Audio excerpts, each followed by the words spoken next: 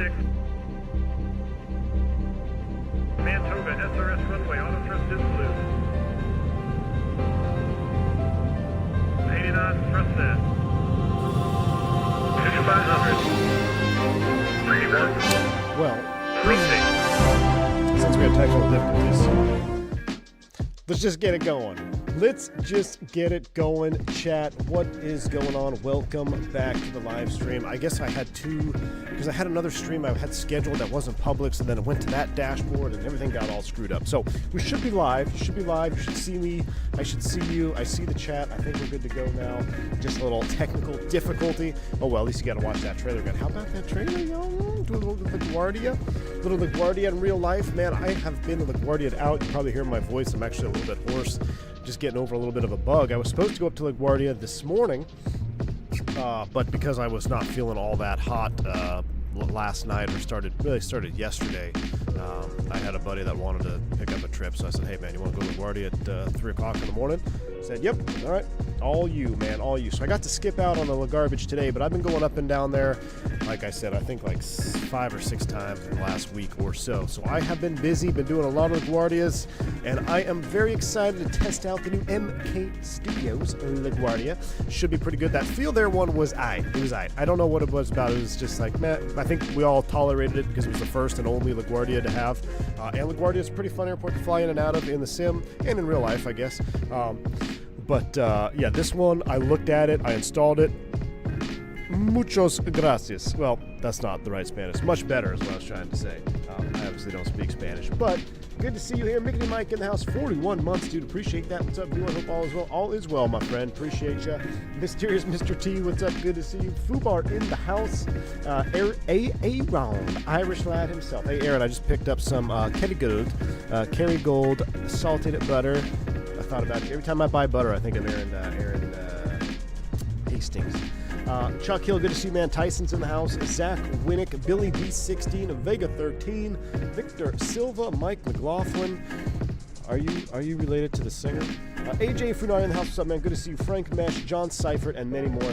What is up, guys? Good to see everybody in the house tonight. So here's the plan. We are in Charlotte. We're going to depart Charlotte, and we're going to head up to LaGuardia. And depending on how things go, we might do a double legger. We might depart LaGuardia and go somewhere close by, maybe DC or I don't know, Philly or something like that. We'll have to see. We'll play it by ear. We'll see how the night goes. We'll see how I'm feeling. My eye or my throat still getting over a little bit of a crud that started with the kids and then that made its way to me. So anyway, let's go. Oh, I got mini FCU working and we are all up and ready to go. So let's fire this thing up, shall we, chat? Let's go. Let me mute this over here and we're ready to go. Into the cockpit we shall go. This is the updated Fenix, by the way. I've been looking at the changelog. We were going to do that Avianca stream, but like I said, I got a little bit of a bug, so I had to postpone that one. But the changelog is basically some just little stuff. And I think there's one, sounds like they're working on the flight model again for an upcoming larger patch. So we'll keep our ear to the ground on that one, see what happens if they do drop that one. But here we are, we're Charlotte, we're over on the sea gates, we're cold and dark. We're going to fire it up, bring this airplane to life, and head up to good old New York. Windwing FCU greater than mini FCU. Oh wow, A-Rot already coming out swinging, dude. I don't know. I got my mini FCU up and running. I've been looking at that Windwing one. I gotta tell you, I like my mini FCU, honestly. I could see why though. If you have the space, a full size one would be pretty cool. I just don't know where I would put it, if I'm being completely honest with you, because I have my Brunner mounted to my desk in front of me, my keyboard on top of that, my Bravo to the right of that with the mini FCU that sits perfectly on top of the Honeycomb Bravo. So I really don't know what I would do with a full-size one. It looks cool. The colors look off, though, and the detail isn't all that right. But what I do like is how it's angled backwards. That is pretty cool, because the real glare shield actually is, if you look at it, it's kind of got that tilt to it, you know, so that's pretty cool. I might have to do that to my mini FCU, see if I can lift it up a little bit so I get a better view at it. However, with all that being said, the Winwing one being, what, half the price of the Mini FCU? Yeah, you can't really argue that. So I get that completely. And Winwing makes good stuff. I have Winwing products. I use Winwing stuff for DCS. I used to anyway. I still have it. Actually, my throttles or my tiller is mounted on top of my Winwing Super Taurus. So Winwing does make good stuff, and it hasn't failed me in the past. So for those that have bought the Winwing, I'm sure you're going to absolutely enjoy it. So I can't remember, when you push pull, there is no detent. No, there is no detent, A-Rod. No detent in the push pull or any of the knobs of the actual glare shield. Matter of fact, the way these knobs work in real life, the only way I can describe it is mushy. Like, it just feels mushy when you push pull, when you roll. Even the brand new Neos, brand new airplanes coming off the lot. Yeah, the heading bug is pretty tactile when you rotate it, but as far as push pull and all that, it's just a mushy feeling. So it is a soft feeling, and the Mini FCU's got that pretty much dialed in. I'm sure the Winwing's not all that much different. But let's go ahead and fire it up. Will you beta test the Fenix 1921? Nabil, I hope so, man. I would absolutely love to. I'm not sure if I will or if that's in the cards for me, but you know it, man. I would absolutely love to beta taste. Whatever. You know what I mean. All right, 1, 2, batteries are on board. Let's go ahead and fire this sucker up here. I hear crowing in your background. Are you really in Charlotte? We shouldn't hear too much crowing, Tom, because I did. One of our roosters is no longer with us, so we just have techs. We had too many. We had 2 roosters and 10 hens, so we can't have that. You can only have 1 rooster per like 10 hens, so we had to take him to the creek, if you know what I'm saying. All right. We're fired up. Let's go ahead and go up the left-hand side. I love that 8-ear spool. Not the 8 ears, the thingy-majigger spinning up the gyro. CVR test, that's going to Captain Purrs. Let's go ahead and get these all fired up. Hey, shout out to American Airlines getting an update on their EIS-1 aircraft and old-school RNP capable aircraft from US Air. They're actually going through a big update. It'll be pretty cool. Welcome to the 21st century. Let's go ahead and finish our flows up here. We'll do a fire test on number 1. This town ain't big enough for 2 roosters. He got rehomed, exactly. He got rehomed. All right, everything is good up on the overhead there. Let's come back down here. We'll do a status recall. We'll pull up that. That's all normal while we're firing up. Let's check hydraulics. We're all in the green. Engine oil is all in the green. 19.5 quarts. Gotta love it. Pressurization is in auto and 0. Let's come down here. FMGC. That looks good. V527A5. Database is 21 March to 17 April. Wow, it expires tonight. Actually, I think it'd be expired, that's the Zulu time, right? If someone, there's like some time you have to do it. I have to look in my iPad. Yeah, so if you're flying today, you got to flip the database. I think, what, 4Z? Is it 4Z, A-Route? When do you flip the database? I forget. But anybody out flying tonight, this is your reminder. Make sure your database is current. If this is on the same timeline as the real ones, I'm not sure if they are or not. Let's go ahead and let's go ahead and make sure our failures are turned up to 11. Okay, we want high and all. Right, we're going to store that as a default. There we go. That's going to go back. And let's go back here. Let's get our ATIS set up. I can watch a stream for once. Water, what's up, man? Good to see you. Mo Abbasi, is LaGuardia that ugly in real life? Mo Abbasi, I'll tell you what, man. The new LaGuardia is actually very nice. It really is. But it will always be garbage, because when I was in and out of there heavily, it was not the updated version. Now, having gone back and seeing LaGuardia now for what it is, why aren't I getting a knit request? There we go. The new LaGuardia is quite nice. I will say that. There's a water fountain in there. Like, I was walking around in the terminal, and there's like a water fountain down on one of the gates. The food options are much better. But LaGuardia circa, like, what, 26, up until, when did they start construction? Like 17, 18 maybe? Like, the late aughts and like 2010 to 2016, I think, was the worst period for LaGuardia. Because it was in need of massive updating. Everything was dilapidated, and plans were on the horizon, but it was just bursting at the seams. If you were in and out of LaGuardia in like the early teens, you know exactly what I'm talking about. But to be quite honest with you, now it's a pretty nice airport.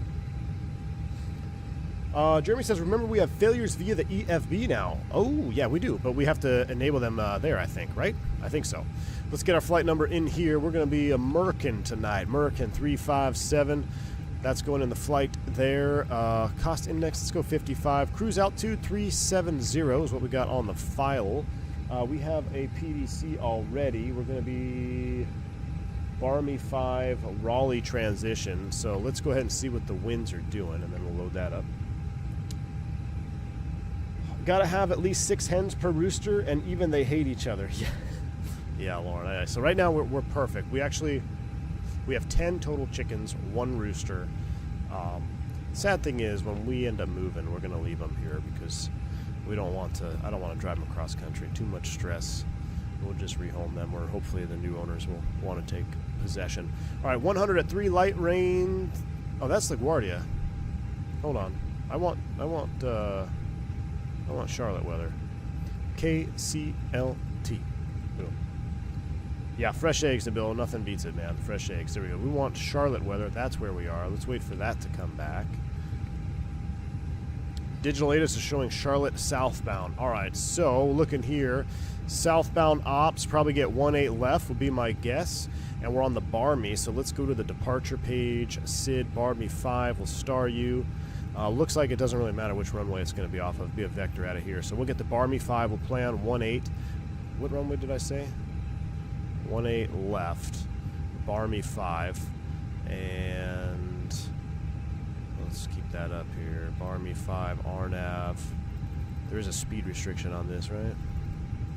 Charlotte Douglas, accelerator 250 if unable to maintain upon reaching 280. Okay, so I'll show you how we're going to do that in real life. Top altitude initial climb out of Charlotte is 8,000 feet, and that jives with the PDC. So let's go ahead and scroll in 8,000. Now I did try to update my firmware, and now it's not working. RIP. Mini FCU is not working. It says hardware and add-on. Let me do a reset.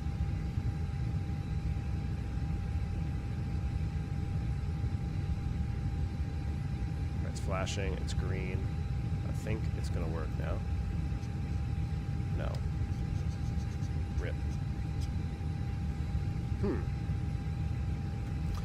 Why would that not be working now? That's suspect. It even has green on green.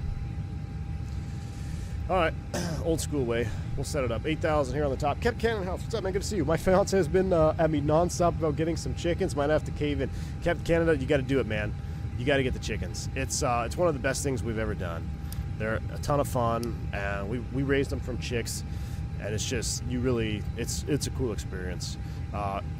You will lose some. I mean, especially if you get them from little tiny chicks. We lost, I think, 3 or 4 total before they all grew up. But yeah, it's a ton of fun, man. I love it. Going out there in the morning, collecting eggs. Restart the app. Let me try restart one more time.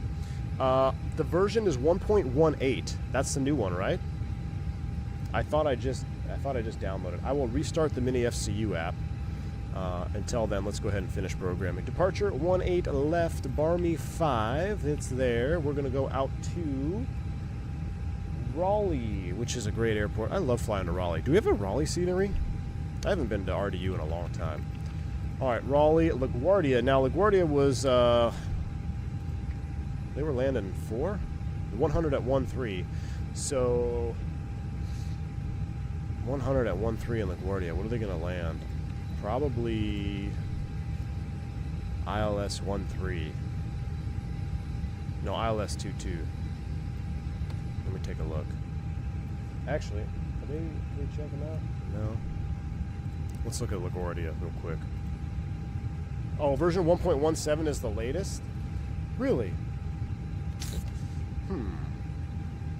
We have so many coyotes too, I don't even know where to begin keeping this Captain Canada. So I don't know. Actually, I think the governments are pretty strict out in Canada, right? So I have a bolt action that I named Lucille, and Lucille is the chicken protector.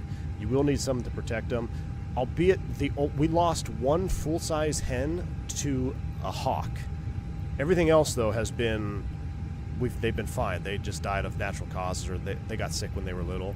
But we lock them up at night. Nobody's gonna lock them up, obviously. But yeah, so there's supposed to be coyotes and all these predators here, but I haven't seen any of that action. It's just been the birds, like the hawks, the predatory birds, and you can't shoot those. Let's see, like Guardia. Oh, well, let's look at the ground charts real quick. 10-9. This summer I worked on a chicken farm. A pair of brother roosters, Big Joe and Little Joe, confused the coyote. Big Joe ran away like a big chicken. Little Joe fought the coyote. Jeez, Lauren. So they're probably not going to land. They're probably landing 1-3 and ILS 2-4 would be my guess.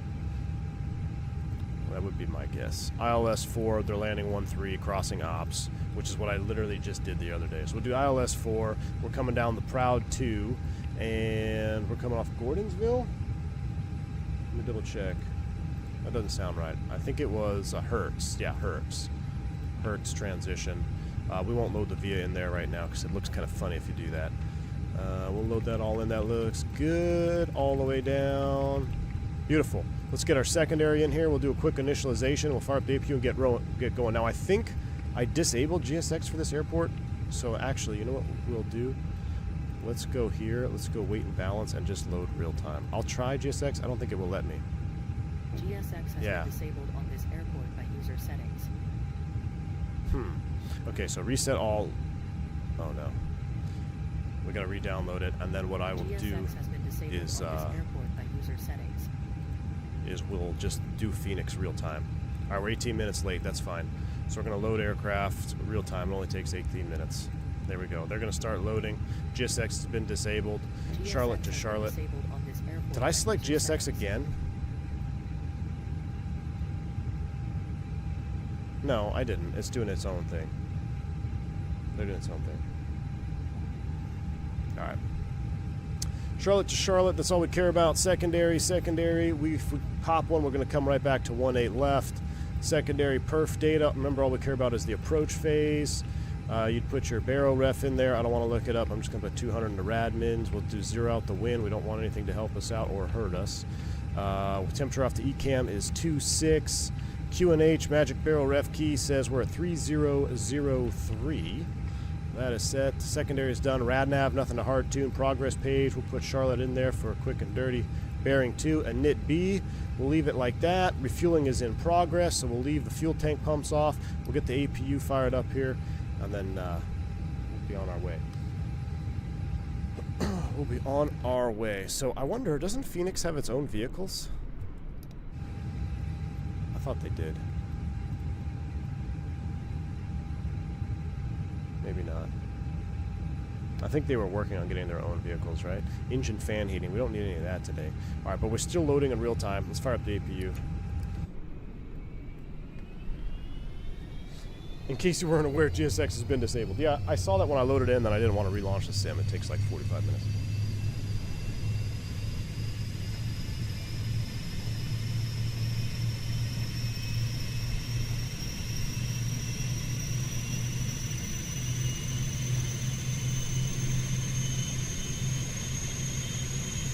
I really wonder why Mini FCU. See, I shouldn't have tried to update it. If it ain't broke, don't fix it. Gotta love that APU sound. How's Atlanta treating you today? James, it's been kind of an interesting day. So we had an inspection on our house today. So we had to load up the entire car with the dogs, with the children, and the children are still sort of sick, and the dogs are really annoying to load in the car, and we had to drive around for like 5 hours while the inspection was being done on our house. So it wasn't super glorious, but we went down to Alabama, went down to the Buc-ee's, had a good time. So, old cactus bad cars. Do you ever see stuff like that in the wild? You know what? Sometimes you do. You'll see old logos out there. Sometimes you do. I actually saw a, well, it wasn't an old logo. I saw a bunch of KLM carts, like ULDs in Atlanta the other day. I guess they were next door or something, and they're getting ready to do a KLM flight. Like the whole parking spot was just a bunch of KLM ULDs. All right. Fueling is 9.1, almost done, so we're basically just waiting. Let's see if I can fix this mini FC while we sit here. We'll start the chrono. We'll give it 2 more minutes before turn the AP bleed on. The Classy Traveler, good to see you, man. First stream since COVID of 2020. Wow, dude. Well, welcome back. Glad to have you on board. Hopefully it'll be a good one, man. It should be fun flying up there. I looked at that scenery briefly, and it looked pretty darn good. So I'm definitely more excited about it than the one we had before. I think it was a Field Air. What I also did though is I removed Kennedy. I removed the Indy Builds JFK for this flight, so hopefully we don't have to divert. We have an alternate at Philadelphia if we need it. Double check the Charlotte departure ATIS is information November. I guess we'll call them up on 20.5, and then we got a squawk at 3527. So we'll put the squawk code here, 3527. Oops, 3527. That's on my side. Above, we'll keep it in standby for now, and 120.5 is going to go right here. I'm not sure, Mo. I think they are. I think they are. 120.5 in column 1. That's ready to go. We're still fueling. I don't know how much fuel we're taking on. Fuel there, LaGuardia was disgusting at night. I hope this one is better. We'll see. It should actually work out pretty good time-wise, Brandon, because we're flying real time. It's 5:38 right now. This flight's blocked, I think, 1 hour and 40, so we'll be airborne for about just under an hour. Actually, that's not right. We're airtime of, we're blocked hour and 11, so we'll be airborne for just under an hour. Should actually work out pretty perfectly. Get a little sunset juice. Try the park visual in the CRJ with the flight model update. I should. I did the so my last set of approaches were the ILS-4. ILS is a 2-2, the one coming the other way. That one was spicy. When I flew the ILS-2-2, it was the day that it was literally at minimums, and LaGuardia's Cat 1 mins, gusting 44 knots at a mostly crosswind. It was about it was split 50-50. You had like a 25 knot crosswind component and like a 25 knot headwind component, or close, somewhere around there, right around that 40 knot mark. And that's pretty abnormal to have super low vis and super high winds. Normally you get one or the other, low vis and pretty stable, no winds. But this one was just it was like this misty, low vis situation going on, coming in over the water, and it was extremely bumpy. Autopilot got kicked off coming out of like 3,000 feet, so I was like, all right, I'm just going to hand fly it down. Hand flew that approach down. Controller's like, oh yeah, the previous aircraft saw the airport at minimums. Like, okay, thanks for the report. We hit minimums, and the FO's like, approach lights. Like, there's a big difference, let me tell you, there's a big difference between seeing the airport at minimums and seeing approach lights at minimums. Just barely picked up the reels there, or the rabbit rather, coming in at 200 feet. So continue down, and I was looking like over here was the runway, because the winds were from the left, so it was weather vane to the left. So I'm like looking at the approach light system over here, completely cockeyed. And that was pretty trippy, because I've landed in some strong crosswinds before, but I've always seen the runway coming down. So being at minimums and then trying to orient yourself, while decrabbing, it was pretty trippy, man. So it was a pretty exciting approach. It wasn't the best of my landings, but I think I posted, if you remember, you saw me, I posted the landing report. Speaking of, this is a good thing to hit on, is the landing rates I've been tracking. So I've been trying to keep an eye on what the real airplane prints off and how it corresponds with what it feels like. I'm actually surprised on this myself, but when you think about it, it makes sense, and that's what you feel is all G-load, because I've had landings that have higher foot per minute values that have felt softer than I've had landings with lower feet per minute values and higher G loads. So it's kind of an interesting, when you think about it, it makes sense. But, it's just kind of an interesting, like when I was doing all the tracking and using the airplane printouts, it's like, that's actually kind of interesting. So anyway, CFD has a flight model. What are you talking about? The Learjet Dog. Oh, with the CRJ update? Did it get updated? Learjet Dog, did it actually get updated like this week? I had a small update when I downloaded. Look at that American back there. That's pretty cool.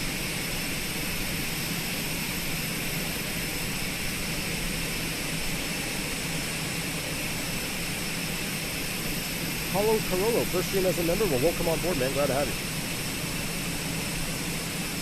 I did an 81 foot per minute 1G landing in a Phoenix. Nice, dude. So, Kyle, I did the smoothest G that I got was 1.10.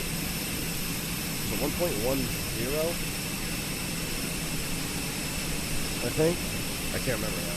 It was pretty smooth. But I had one that was 1.6. I think is when that you would consider that a firm landing, a 1.6. I think, right? I have to look at the pictures next time. Add the G load versus feet per minute excuse to the wingnut excuse list. I know, AJ, I should, huh? Let me see here. So the last one, let's see. 1.2, yeah. So I had a G load of 1.21. That wasn't terrible, but the foot per minute was only like 100 feet per minute. So you would think it would be really buttery, but it wasn't. Then I had one that was like a 1.1 and a 200 foot per minute, and that one was just a greaser. The G loading is as close as you can. It may not give the measure as precise, but as close as possible. It's pretty precise on our printout, Gustavo. Did you see him? Like that load 15. It's pretty. It's pretty. I mean, it tracks it all the way down. I mean, that's what the airplane hard landing is based off of, is that G load. How much fuel are we taking here? 14.3. We'll leave it there. I would also check the pitch rate to see if you can also see some type of correlation. Yeah, the pitch rate's in there. It's all in there, man. It's all code, though. You have to know how to read it. Just landed with Guardia on Vatsim. It was amazing landing for Air Greg's. Well, I can't wait to try it, man. American 2040 change to the center frequency 121.9 is on, so let's go ahead and call that 121.9. We'll use that for push and start. 121.9. We're squawking. We're just ready to go. We're just waiting on this. Actually, we're almost done. We got 122 of 105, so we're almost ready to go. Planned fuel 14.8, so we should be done fueling. We are done fueling, so let's go ahead and get the fuel tank pumps on. Those are all coming on. We'll get our beacon light on, or not beacon, our seatbelt light. 12, you want us over to approach for takeoff? Disconnect external power. Delta 1412 monitor, monitor departure 121.35. So we're gonna have to do a manual pushback. 1412. Do a manual pushback. We're almost ready to go.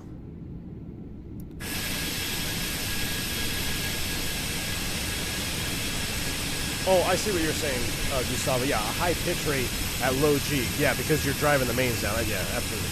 Was that a Learjet? Look at that Learjet back there. American 2780 monitor. Zero pitch rate with G loading would be as smooth as possible, yeah. So the pitch rate, I just had it up here.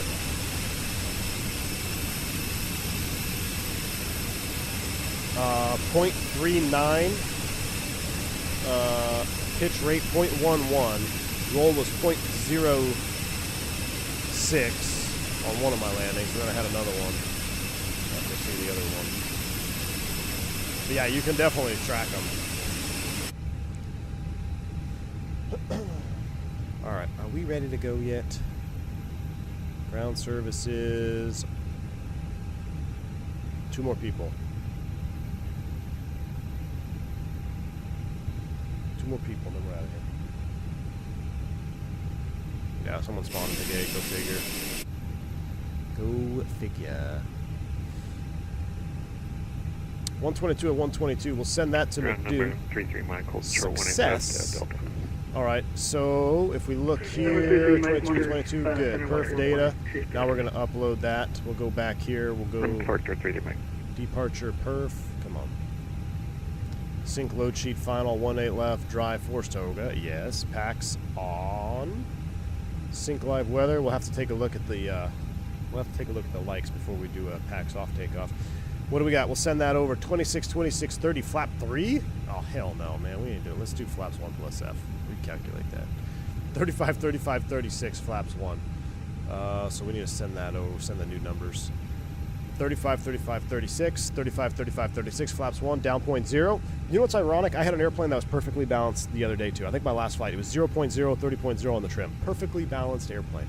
So that's kind of ironic. No flex, that looks good. All right, let's go. Beacon light is coming on. And let's...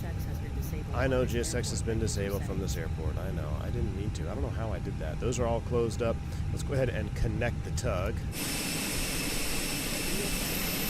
We'll push back and then we'll call around. We're Charlie 10. So, let's go brakes released. Start the pushback. I know. That's fine. We're out of here. Let's bring up the tiller cam. GSX has been disabled on this airport by user settings. Guess what? GSX has been disabled on this airport by user settings. Why would I do that? I call fake news. Is there an update for Charlotte? I don't know, Chris. I don't even know what Charlotte this is, if I'm being completely honest with you. Stephen Ainer in the house. Good to see you, dude. V1, did you get unbanned from VATSIM? Iveo, I am not banned. Correct.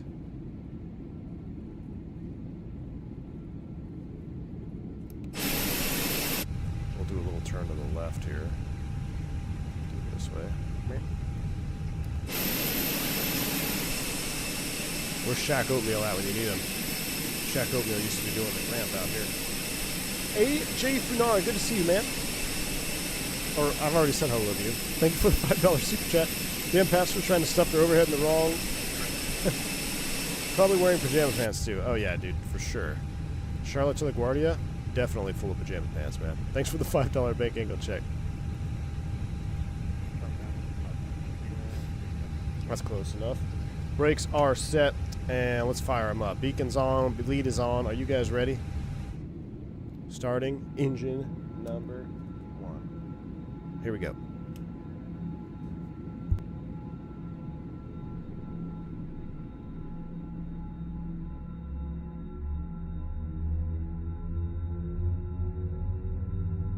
Ladies and gentlemen, please observe the cabin crew member. Gosh, I keep forgetting I have this chick on here.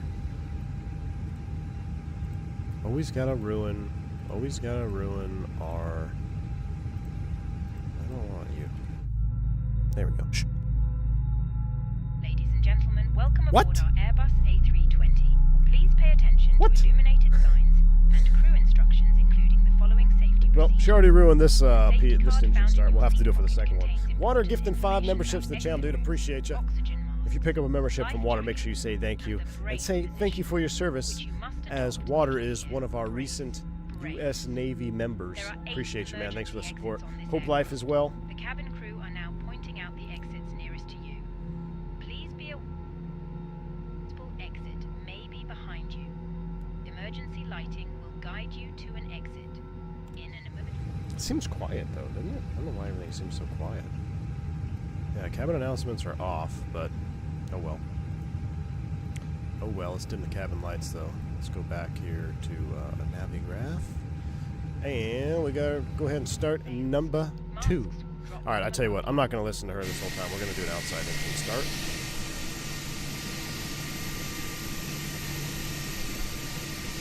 Mask in place. Starting 2. With the strap, pull on each side to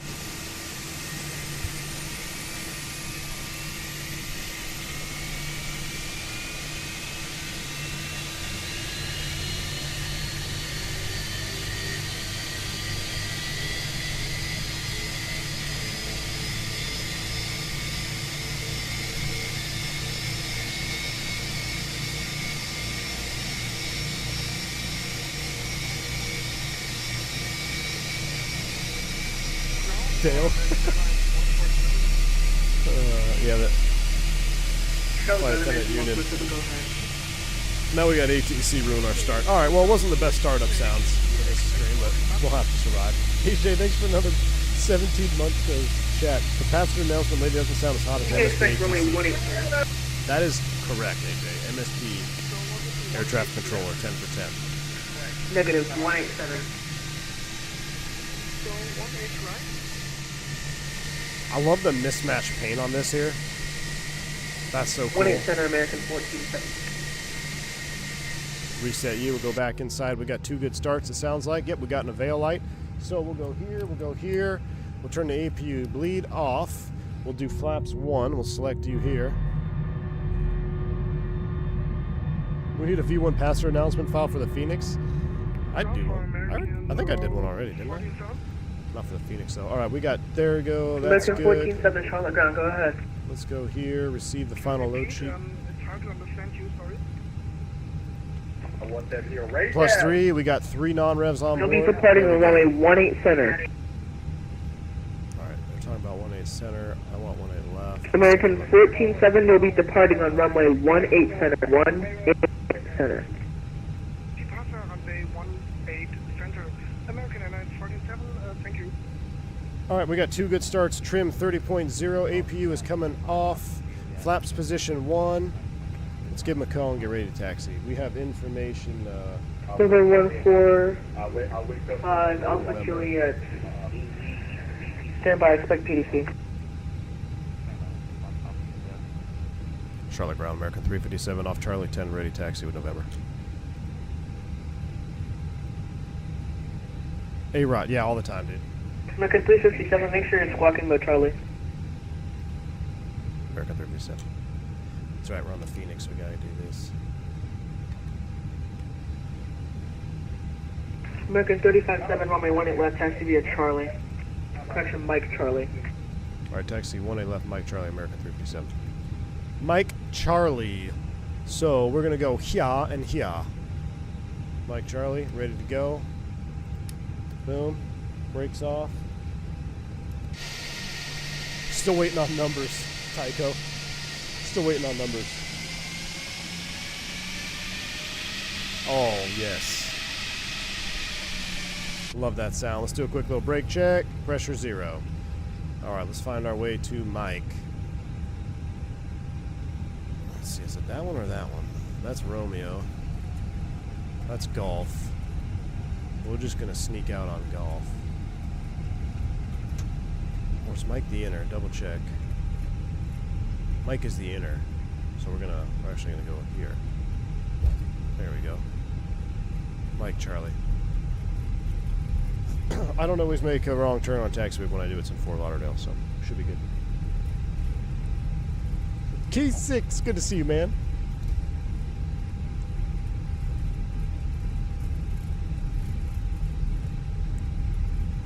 Mike Charlie, not to be confused with Mike Jones.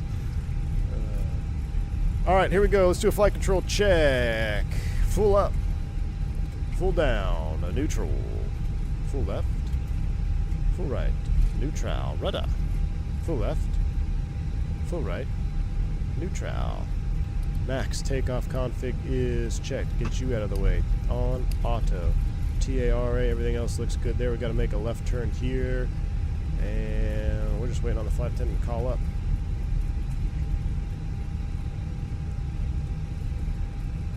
Could be worse. My instructor once took me down a close taxiway. Yeah, that's not good. American 35-7, monitor center 121.35. 2135 American 347. 2130. Wait, 2135? Alright.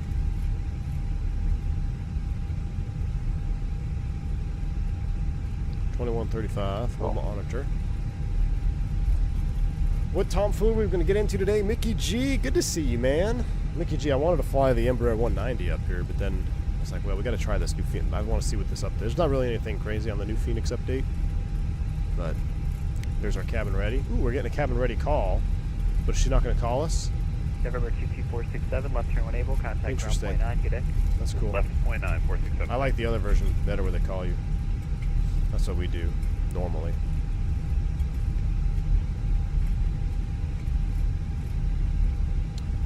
Stormy Phoenix, good to see you, man.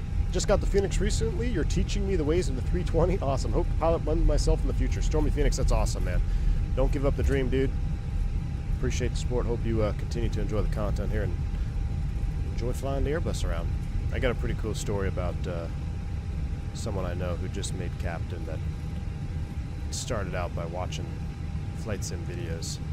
39, he's going to have 34 years as a captain. No, 39 years? Yeah, 34 years as captain, I think. Talk about being set up for your career, bro. Couldn't be more happy for the kid. Real good dude. But yeah, he's a kid. He's 26. Captain of a 737.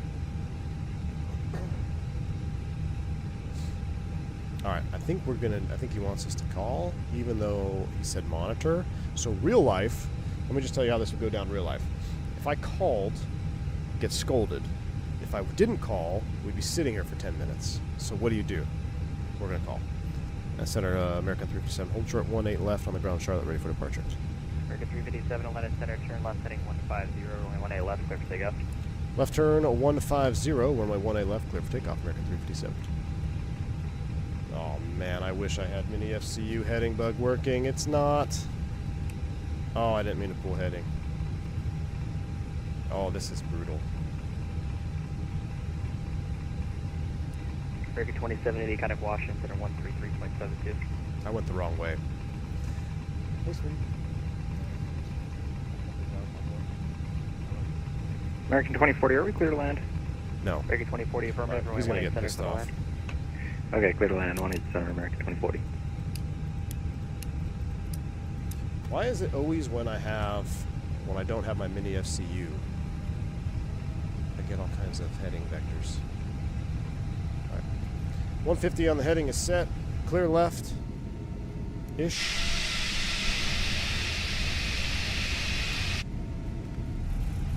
All right, well, it's a little bit too late for a PAX off takeoff since we only have 122 likes, so we're just going to roll with the PAX on.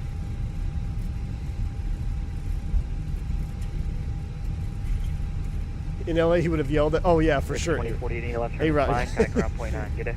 He would have canceled our takeoff clearance and had us point 9. cross the runway and turn back around and let us know when we're ready to go. Okay, let's do a rolling takeoff. Spool him up 50. Yoga's in chat. Let's get out of here. Yoga.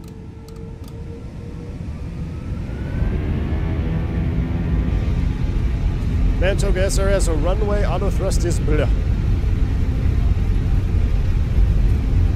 Thrust set. 100 knots, check. V1, rotate. Wow, pretty quick today. Oh, so great. Gear up. Fly with. Oh, yes, that is the juice. That is the juice. All right, let's go ahead and select heading.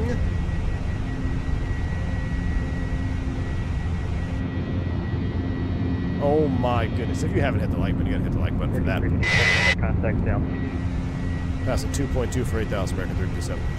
American 357, turn left heading 090, climb and maintain 16,000. Left turn 090, climb and maintain 16,000, American 357. Alright, 090 on the heading first. 090. There's lever climb, so let's go ahead and do it from right here, because this is the juice. Oh. And we're right at S speed, so let's go flaps 0 after takeoff checklist.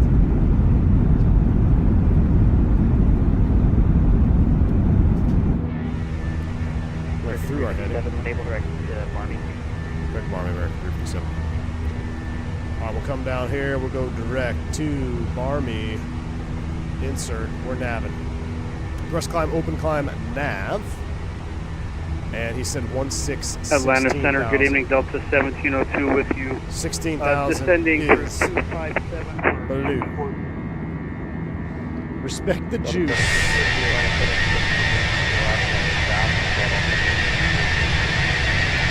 Charlotte, not a whole lot to look at on departure. Okay, we'll descend via the Jonesy. Charlotte landing south, copy 3003.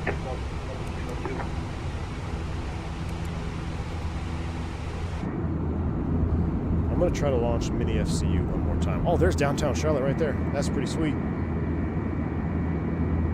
Stig's meeting you in flight to fix the FCU with Gorilla Tape and a screwdriver as we speak. You know, Lone Star, kind of ironic. When I was flying an Embraer 190 contract trip, we were in Charlotte. I have a picture of this. Matter of fact, it might have been in that video that I posted when we did the Embraer 190 I think on one of the videos I did when we were flying the Embraer 170, maybe, I can't remember. There's a picture I took from the cockpit door looking forward into the cockpit, and there was like there was one mechanic whose like rear end was right in the face of the camera. Then there were two others like holding the glare shield, and they were trying to screw in one of the, like the altitude scroll knob broke, and that's a no-go item. So you have to have that fixed. You have to be able to scroll altitude in your FCU, right? Or on the FM, what is it on the Embraer FMGC guidance mode panel, whatever it is. So they were all up there, and I just had a picture. I was sitting there with my coffee, like, yeah, this is like hour 2 that we've been waiting for them to fix this. We shall see. They ended up fixing it, and that was in Charlotte. When got the shoe shine. Charlotte used to have the best shoe shine available in the United States. I don't know if they still do. I don't even see shoe shine stations open anymore. Let's go back to full screen cam. But they used to have the little blowtorch there in Charlotte, and man, it was like you could see yourself in your shoes. All right, 10.4 for 1.6. We're at it. 357, cloud maintain by level 230. Level 230, American 357. All right, 23 is bleh. Out of 10,000, we'll come down here to the progress page. We'll put in LaGuardia. We'll go back to the perf. That looks good. Oh, shoot, we had a speed restriction. 280. Select speed. Boom. Right there, 280 after 210. I forgot to show you what we were supposed to do. We were supposed to pre-select 250 knots. But we hit 250, now it's 280, so we're locked in 280 knots on the speed. That's per the SID on the speed restriction. We'll go to our secondary. We'll copy the active, so we've got that ready to go in case we mess up our primary. And now we're pretty much ready to just enjoy the juice. Apparently it's the guidance panel. There we go. That's right. Yeah, guidance panel. All right, I'm going to let you guys enjoy this view here, and I'm going to launch Mini FCU again. I'm going to launch the app again. It's the data link software, right? Let's see if I can get this sucker to work. It's giving me weird values. 9.6. Surely I don't need ports again, do I? I think I uninstalled ports.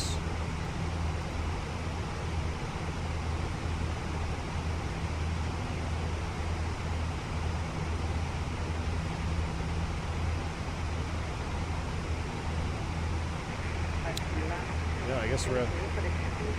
So, I have version 1.18 on the Mini FCU. What is the current version? Is that not the current version? FedEx 238 Atlanta Center, good afternoon, cross Glavin at and maintain 14,000. Is 1.18 not the current version on the Mini FCU? I'm trying to sim down a little bit. I know I might have said this before, but you're the Ralph. FedEx 238 cross Glavin at and maintain 14,000, altimeter. Have you tried using Mobi Flight? I tried it and then I Alt F4'd it because it was way too complicated for me. I just want plug and play, man. I had it working just fine. The only issue was I just couldn't see the digits on the Fenix on the Mini FCU, but I heard that was fixed. So I've seen guys use it. Make sure you install it in the community folder if you have a custom file structure. It was giving me issues before as well. Oh, you know what? I might not have, Captain Canada. FedEx 346, Atlanta Center, roger. I think I put it. That might be it, actually. Thanks, man. Let's see here.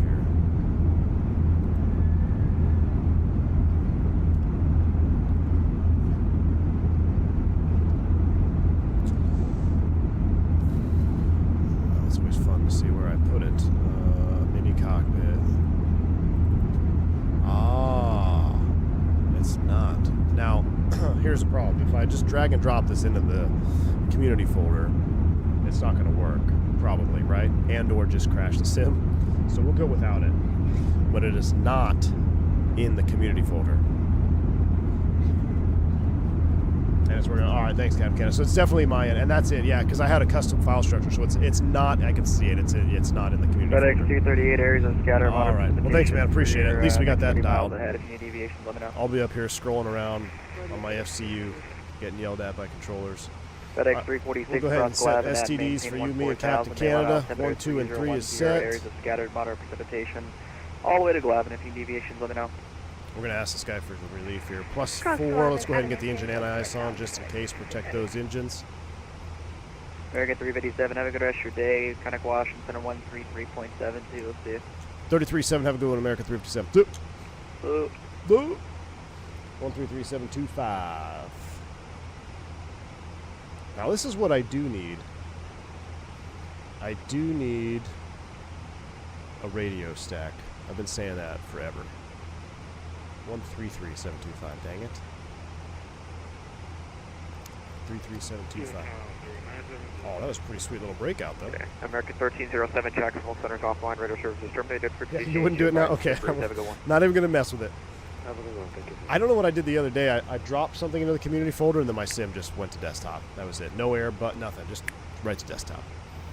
Center, good afternoon. American 357. We're 21-6, common flight level 230, 280 knots assigned. American 357, Washington Center, hello. You can resume normal speed. I'll have higher for you in about 5 miles. Normal speed, American 357, thanks. All right, normal speed. Let's go. Logitech radio stack if you don't want to break the bank, although I think there are other options out there now. Down to 4,000, American 263. Yeah, the Logitech one is, that's what I see everybody have, right? I think you have it. I think XP's got that one. I might just go with that. Logitech. Isn't that like Satec before Logitech?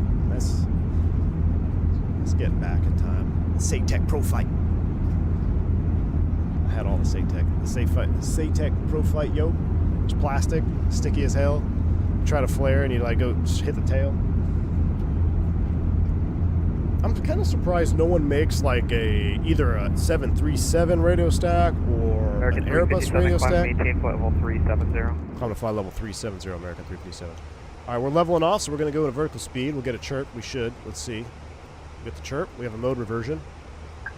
There's the chirp. That means we have a degradation. So we know it's vertical speed. We'll just continue. Thrust climb, open climb, 370 blue.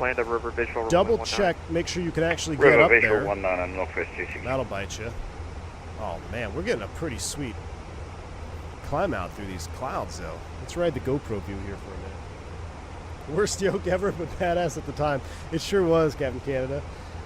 Yeah, Logi bought all the Satec rights. That's American crazy. 2780 to center maintain flight level 290. Yeah, that was, I remember I even opened, I got so frustrated with it at one point that I saw, this was like before YouTube, I mean, you know, like YouTube was around, but it wasn't like it is now. So like, I think I maybe read on the AvSim forums, some dude opened up his Satec yoke to like reduce the friction or the stiction. You like had to cut one of the rubber bands or whatever it was. So I opened it up, and then it was all jacked up from there. Like I could only go about half deflection aft, and then it would just like reverse itself and go back to neutral.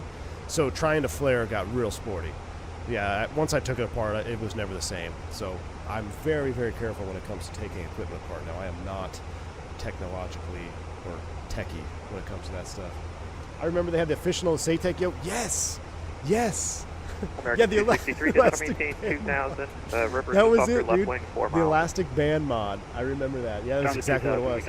Yeah, my buddy, he's actually flying 7.3s now. He had the official Cessna one, and that they were like, oh, it has a metal shaft, but the whole inside was still plastic, so it was still Washington Center, not as like it's not nothing like we have now. And it's not, I mean, the Boeing yoke, the TCA Boeing yoke, it just blows down a lot. But that was like the big one that I was like, oh man, I want to get that. Let's take off 15 right, never getting it. 15. Aaron Hastings, I did the elastic band mod, it did not work. It didn't work for me either, man. Didn't work for me either. Hasso Basso, may the force be with you. Yes, indeed. We're going to need it today, man. The elastic band mod, that is crazy, man. The biggest problem with that yoke is the null zones, and I don't think that's fixable.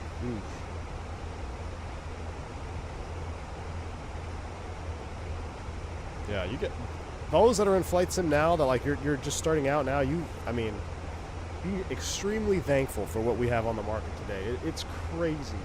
It's just the whole flight sim genre, especially hardware-wise, has really, really blown up. Yeah, it was the only. What else was that? Didn't CH have a yoke? I never had the CH yoke. I had the CH pedals, which were pretty good. But then they had stopped, like, I think a cable or something broke where they just stopped working. I ended up getting the Satec Pro flights. But CH and Satec, I think, were like the only two options. I can't really think of any others. Over to Washington Tower, 119.1, American 263, good day. Good day. Yeah, CH Products was the peak of controllers. Yeah. Yeah, it was CH and Satek. That was it.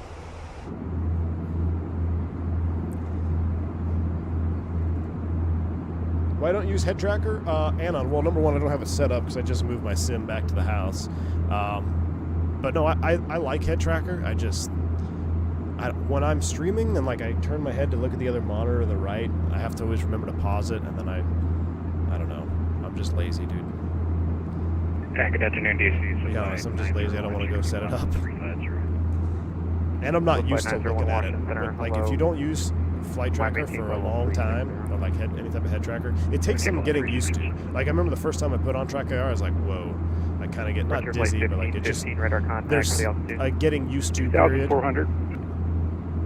So I'd have to get used to it Thank you, again. climb and maintain 900,000. You know what's crazy? The owner, or well, who we thought owned Honeycomb, was the man behind the Satek product lineup. That is pretty wild, Captain. Who we thought owned Honeycomb. Yeah, we don't. No one knows who owned Honeycomb. Honeycomb is just floating around. But that is pretty wild. He was the man behind the Satek. You know, now that I think about it, American 2780 descend via the cabin. the Honeycomb Alpha, when you look at that, like that I don't know, I guess it has some Satek 5, but not much, I guess. My Honeycomb Alpha never was very good, unfortunately. I had issues with mine pretty much out of the gate. But I felt it had vibes. Like, it just, I had no idea he was behind it, though. That's crazy. All right, we're 29 for 37. We're still in the possible icing range. Once we hit minus 40 here on the SAT, we can go ahead and kill it, and we'll see what happens. I think we'll be on top here pretty soon, though. Then we'll go into jump seat mode. I kind of like the XP72 GoPro mode right now. CH customer support was really good. Yeah, I never had to deal with their customer support. I think when my pellets stopped working, I was at the store and I saw the Satek, so I got those. But even the flight school we had CH stuff. We had CH stuff, and then the quote-unquote approved sim was PFC flight controls, which they're still around. That was running like P3D. Yeah, it was like one of the super early versions of P3D, and had a PFC panel. TCA is really better than the Satek rubber band. TCA really better than the Satek. Oh, the TCA Boeing yoke? Dude, Learjet dog. The Boeing yoke is single-handedly one of the most game-changing ideas to hardware. Like, having pendular motion, and I've said this before, even though I don't use it anymore because I've gone to force feedback, the pendular motion is cool because, you know, it's obviously pendular, like most airframe or most airline yokes are pendular, right? But that's not even what makes it game-changing for me. For me, it's because it's pendular, you can have the most fine control inputs around center. You don't have that hard push-pull detent. So you can smoothly flare any airplane with that pendular motion. That, to me, is what just was crazy. Awesome stuff. Frontier Flight 1550. Been a minute. You back in the house now? Yeah, Stratocast, we're back in the house. For the time being, we are going to be moving back to Texas, though. So I will be, we'll have to get another office situation. But, yeah, this is, as of now, we're in the basement. So. Does anyone know how the IndyBuilds LA performs along with the PMDG on lower end units? DFW spotter, it'll really depend on your hardware. Make sure if you do run the LA, turn everything low on the manager. I think you can adjust, like, if there's cars and all that stuff when you install it on the INI manager. I know you can for Kennedy. I don't see why you can't for LAX. Make sure you turn all that stuff down or off. We're still in this layer here. We're 33. It's minus 47 though, so at this point we're just wasting juice. We'll go ahead and get those off. It's too cold to accumulate any ice. We'll see if we get a final layer breakout. I don't know if we're ever going to top this. We'll see. I'd love to see Thrustmaster do what they did with their racing wheel lineup. Allow us to change out the physical yoke for the same. Ooh, that's pretty neat. So I never got into the racing game, but if you can switch the wheel line, I mean, that would be really cool. A 7.3 yoke, a 7.8 yoke. That would be really cool. 7.5, yeah, that would be That'd be neat. Level 1 minus 7. I wish they'd make a force feedback pendular motion. That's what we need. Lufthansa 14 Heavy, Washington need to talk to Center, hello, somebody. descend via the Hyper 9 arrival, runway Like, 19 hey, or we less. need a pendular motion force feedback yoke. It does not 29 or exist. 89 or more than an hour old. But yeah, being able to be adaptable to different things. That's what I think makes the Bravo so good. Like my Honeycomb Bravo, when I'm not flying Airbus stuff with Throttletek stuff, I just love the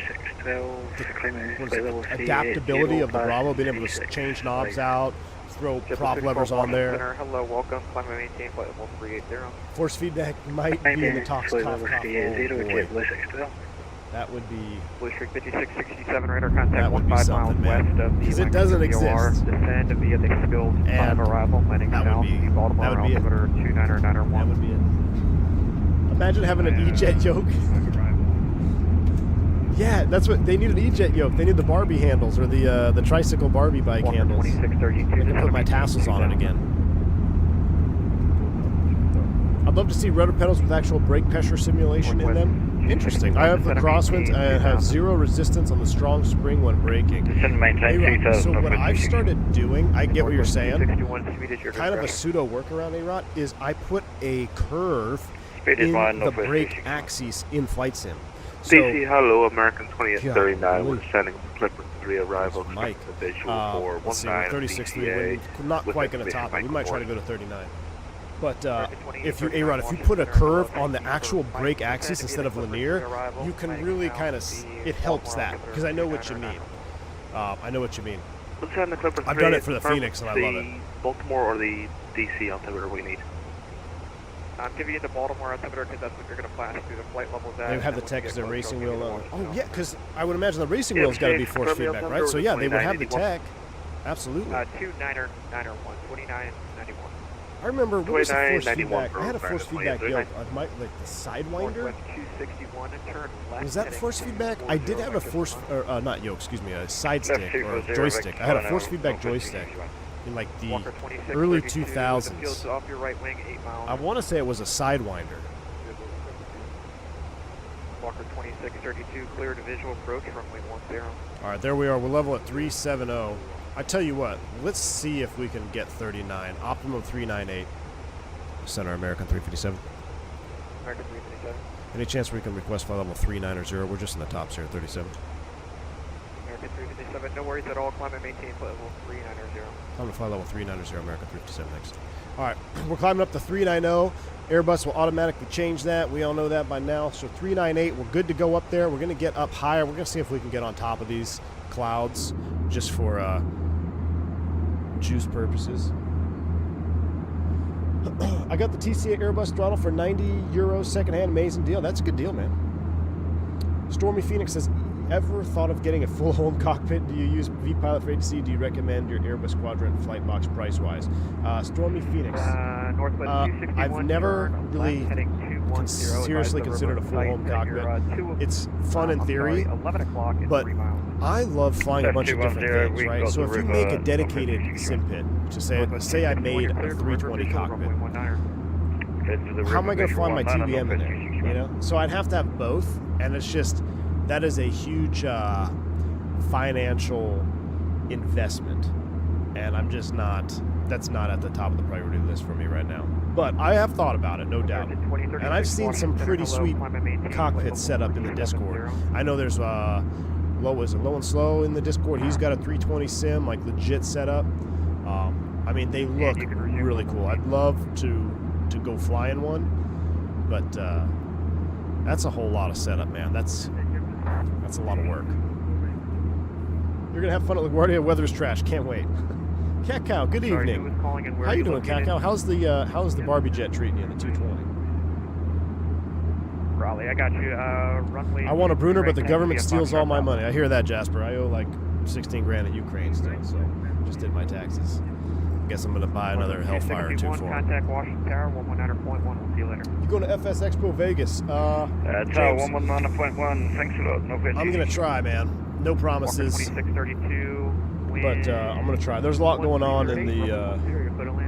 There's a lot going on behind the scenes, like family-wise, what we're doing. We're getting ready to move. Man, now we topped out 39. We can't go any higher. We are stuck in the Flight tops. 901, just confirm you That's are all right. on Let's the go realism Parker mode. Arrival, or would you like a reroute via the Chesley? Because it kind of looks like you're headed towards the Lynchburg VOR. Let's go ahead and do this. I don't need that iPad up there. We'll go ahead. I'm on the Chesley and the Lynchburg VOR. It's the first fix for Chesley. We'll get the jump seat out. I got Captain you. Canada. He Yeah, can on have your a flight seat. plan it says the Lynch to Parker. Chilling. So, There's realism mode. Oh, we just update I that get this for you. question all the time. Yeah, Where's your there's seat somebody on position there. in I gotta cruise? change it. Where's your seat position in cruise? I'll show you North. where. Right there. Right where it turns off like the 90. And that put the seat all the way back. And then we'll pop this sucker out. That's about realism right there. That's about as real as it gets. Hellfires are much more than that, Mom Tech? All right. Blue Street 5667 Maybe I can for buy Houston, like a Baltimore, cross it at rocket 10 canister down or to something. 2509. Hold on. The Hellfire you bought is keeping engineers at Raytheon employed. Okay, we're going to go down the rabbit hole on this. I can already tell. I can try to American 2839, steer it back. 250. Tech House is done with the training on the waiting on IOE. Speed 250, BD500, definitely not an 2839. Airbus type, but it pays like one. So hey, Cacao, good deal, man. That's very cool. You got done with the sim, waiting on OE. Cool stuff, man. That's really neat. Now that you're doing cross pond now. And American 2788 planned a river visual. Do you have from rules with your 119. tray tables? They have to be stowed for takeoff and landing. And they used to show a video. It's not an Airbus. I don't think it's an Airbus limitation, but it's a company procedure that they should be stowed. Excuse me, I had a hiccup. They should be stowed prior to taking the runway. So before we do the lineup check, that's where I line up check. I call for it. I have my notes. We're done. I stow the tray table. We line up on the runway. Same for landing. You know, this actually, I don't leave it out all the time. Only when I need it, because I would rather, keep it stowed than just put your feet on the footrest. You can do both, but they used to show a video in Initial where there was an accident. I want to say it was a Colombian A320 or might have been a 19. They went off the end of the runway, and the tray table cracked and impaled the captain, killed him. So that's why you don't want to have your tray table out for takeoff and landing. I mean, something as simple as, you could have nothing wrong with the airplane, but you land, you blow a tire, it's wet, you slid off, the nose wheel collapses, and if you're not completely harnessed in right, it's just, why? Why even try, I've seen other guys, I've been on the jump seats where they have the tray tables out for takeoff and landing. I don't like it, but, I mean, because I feel like it kind of blocks your view a little bit too. Some guys, I guess, just need to have something between their legs. Like a yoke. I don't know. Yeah, Caco, yeah, they used to, yeah. But I haven't seen that in a long time, so. In the real 320, how do you change the star transition for the approach you previously selected? The Phoenix seemed to force me to choose a different approach. Yes, Turco, that's a limitation of this box in the Phoenix. The ones that we operate on our software, you could literally just select a new star. So you would come down here, LaGuardia 4, arrival, say, hey, you're now filed on the Apple 3. Actually, I can do Apple 3. And then it would allow you to select the new transitions. This one can get finicky with it. Remember, there's two. There's Honeywell. What is it? Honeywell and I'm drawing a blank. Two different software versions for the McDo. And they're more or less the same, but there are just some little nitpicky differences. I don't know why I can't think of the other one for some reason. But yeah, the real one is pretty intuitive with switching the runway around the star. And it will clear out all your previous waypoints, and it won't turn around and do a 180 on you. I will tell you, in real life, before Airbus updated their software, Thales, thank you, Mo. Yeah, it's Thales is what it is. If you selected a new star and you were on the arrival, and it loaded the star from the beginning of the arrival fix, it would do a 180 because it would try to go back on you. So there was like this big bulletin that came out. It's like, hey, make sure you select heading mode first before you select the new star, because it will do that 180. They had guys like doing 180s on the Angel 4 into Hollywood or into LA, so you don't want to do that. But now the new software knows where you are. So even if you are, like, say you're 4 or 5 fixes in down a star and you load in a new star, it will automatically pick up where you are and give you the correct 2 waypoint and then the new star after that. Who was that for? Okay, not for us. All right, we got a company massage here. What do we got? American 1569 descent via the Clipper 3 arrival, landing south. Clipper, isn't that into where's the Clipper into? Sounds familiar. All right, delay. No, we're not delayed, dude. Get out of here. It's because GSX didn't show up to work. 2632, where are you parking? Apparently you can break the flight deck door in half on the 737 and use that as a crate table.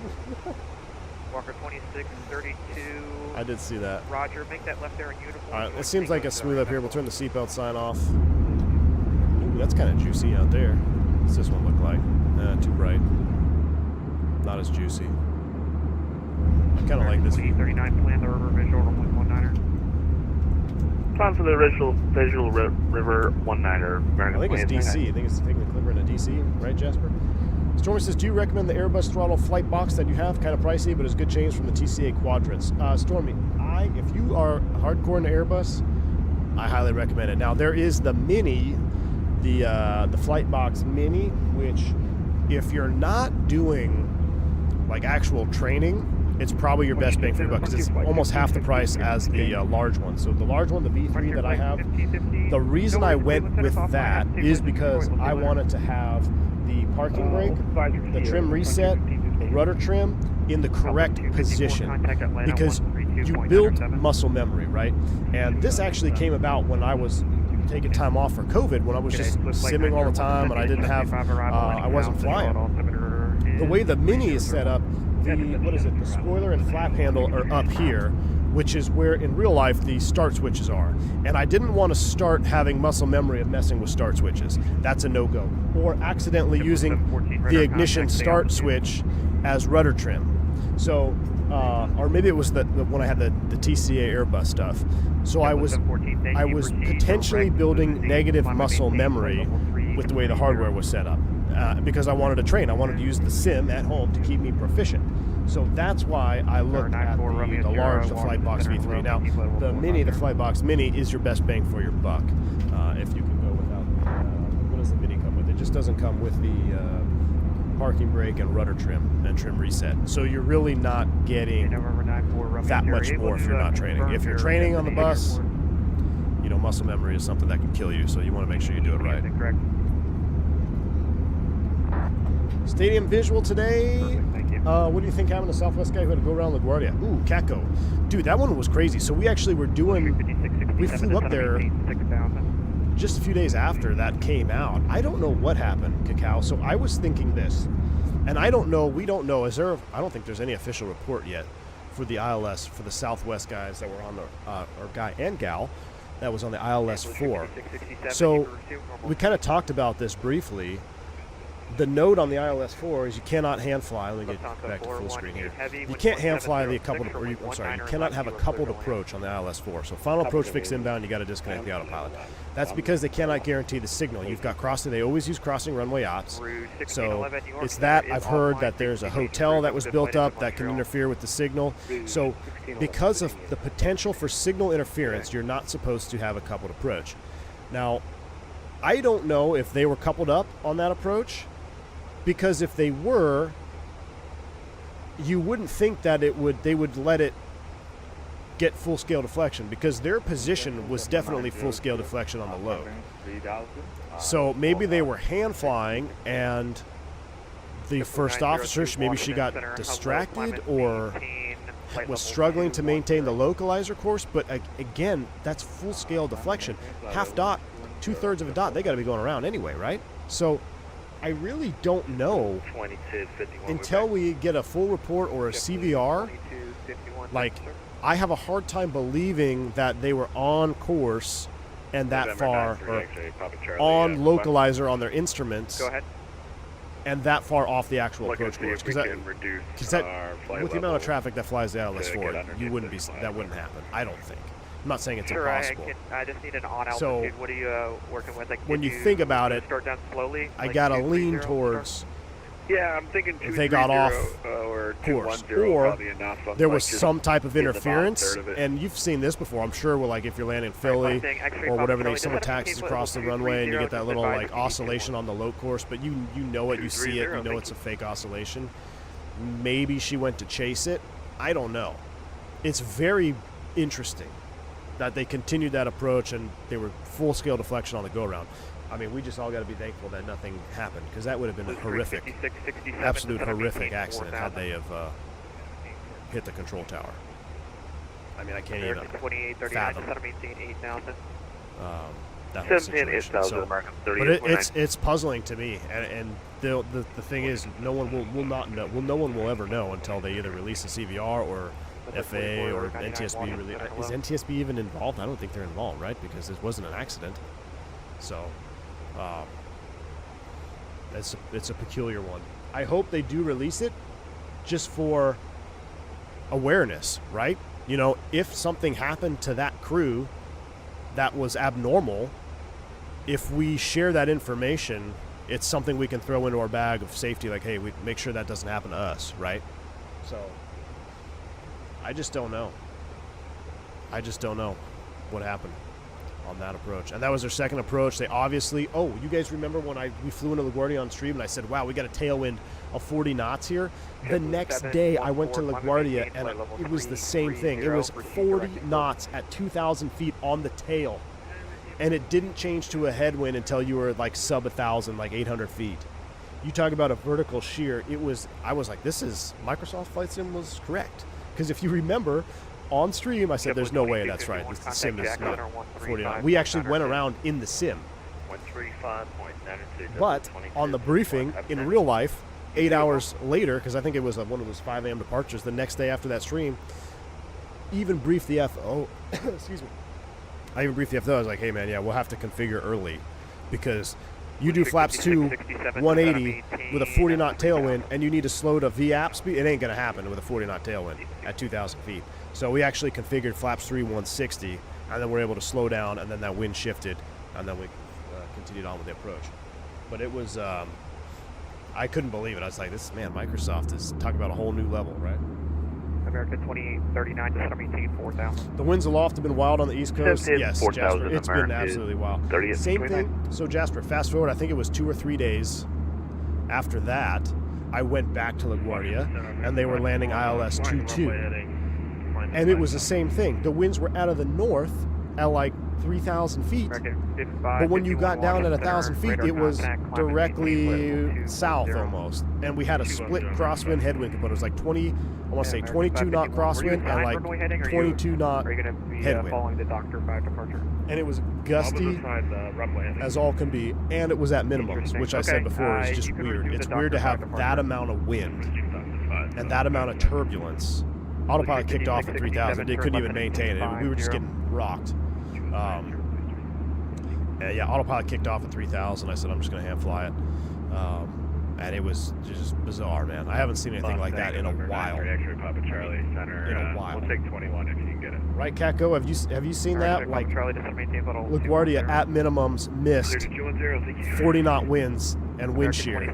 But it's like you're flying on a fall morning with, you know, just mist. It was really weird. Keko says they questioned the controller too about the second go-around, kind of indicating they were unaware of the issue. Right. They're like, say reason for go-around. They didn't even know why they were going around. So it could have been actual interference on the glide slope where their instruments were indicating correctly, which if you think about it, I mean, if there was some sort of let's look at a chart. I'll show you. We talked about it a little bit on the last chart, but we need to start kind of looking at charts here because we're getting ready to start down. Let's look at the ground chart. Let's look at 10.9 LaGuardia. We talked about it a little bit before. So the localizer antenna is off of 2.2 here. So the loc is over here, goes like this, and it's the width of the runway all the way down. 67, the river, 12 o'clock, 3 miles. Like that, right? It's a cone to go in there. So if there was some interference, maybe somebody landed or somebody departed 1-3 rather, or somebody landed this direction and then they rolled out past the localizer and they got, you would think there would be some weird deviation, but if the autopilot was on, it kept it center, and while it kept it centered, it was actually off the path. It's very interesting to me. It's actually quite unnerving if you think about it, because if it was something mechanical or technical like this where the crew had proper indications, we need to figure out, and it needs to be shared with everybody else. It needs to be shared with everybody else flying into LaGuardia what happened to that crew, because if it was something that they missed, anybody can miss it, right? So And I would be lying to you if I said... Do you have the proud to arrival in your box? If I wasn't a little bit nervous when we flew that approach on 4. Because I was like, well, what if everything looks right where we are, American 2780, turn right, and we're headed straight for the tower? So it was a little unnerving. And the... American 2839, A-Right, yeah, we're talking about the Southwest. 17. Someone had a good question. What about JipWiz for the tower?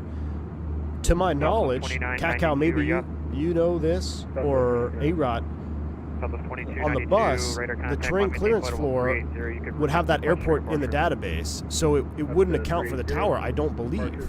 I don't think the tower, unless you actually got the RAD out, which would then be just the GPWS go off. But you're not going to get a enhanced alert because the tower should be nullified by the TCF on the JipWiz going down. So I don't know. 200 feet over the street. Yeah, that's just wild, man. I think they were also saying there's some building to the right. Yeah, Fubar. So I've heard multiple.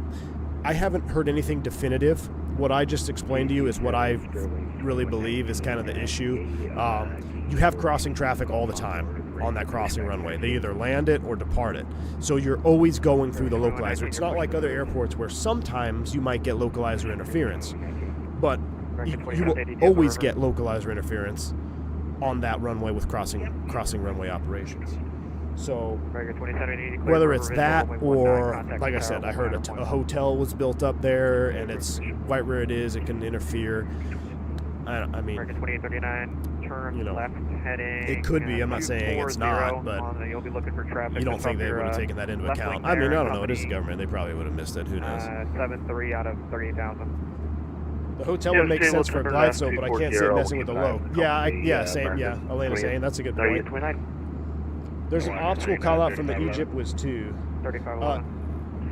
Jeremy, there is, but like I said, inside of the terrain clearance floor database, the tower, you never see the tower, even on, like, if you have terrain up, you don't see the tower on the terrain mode on NB.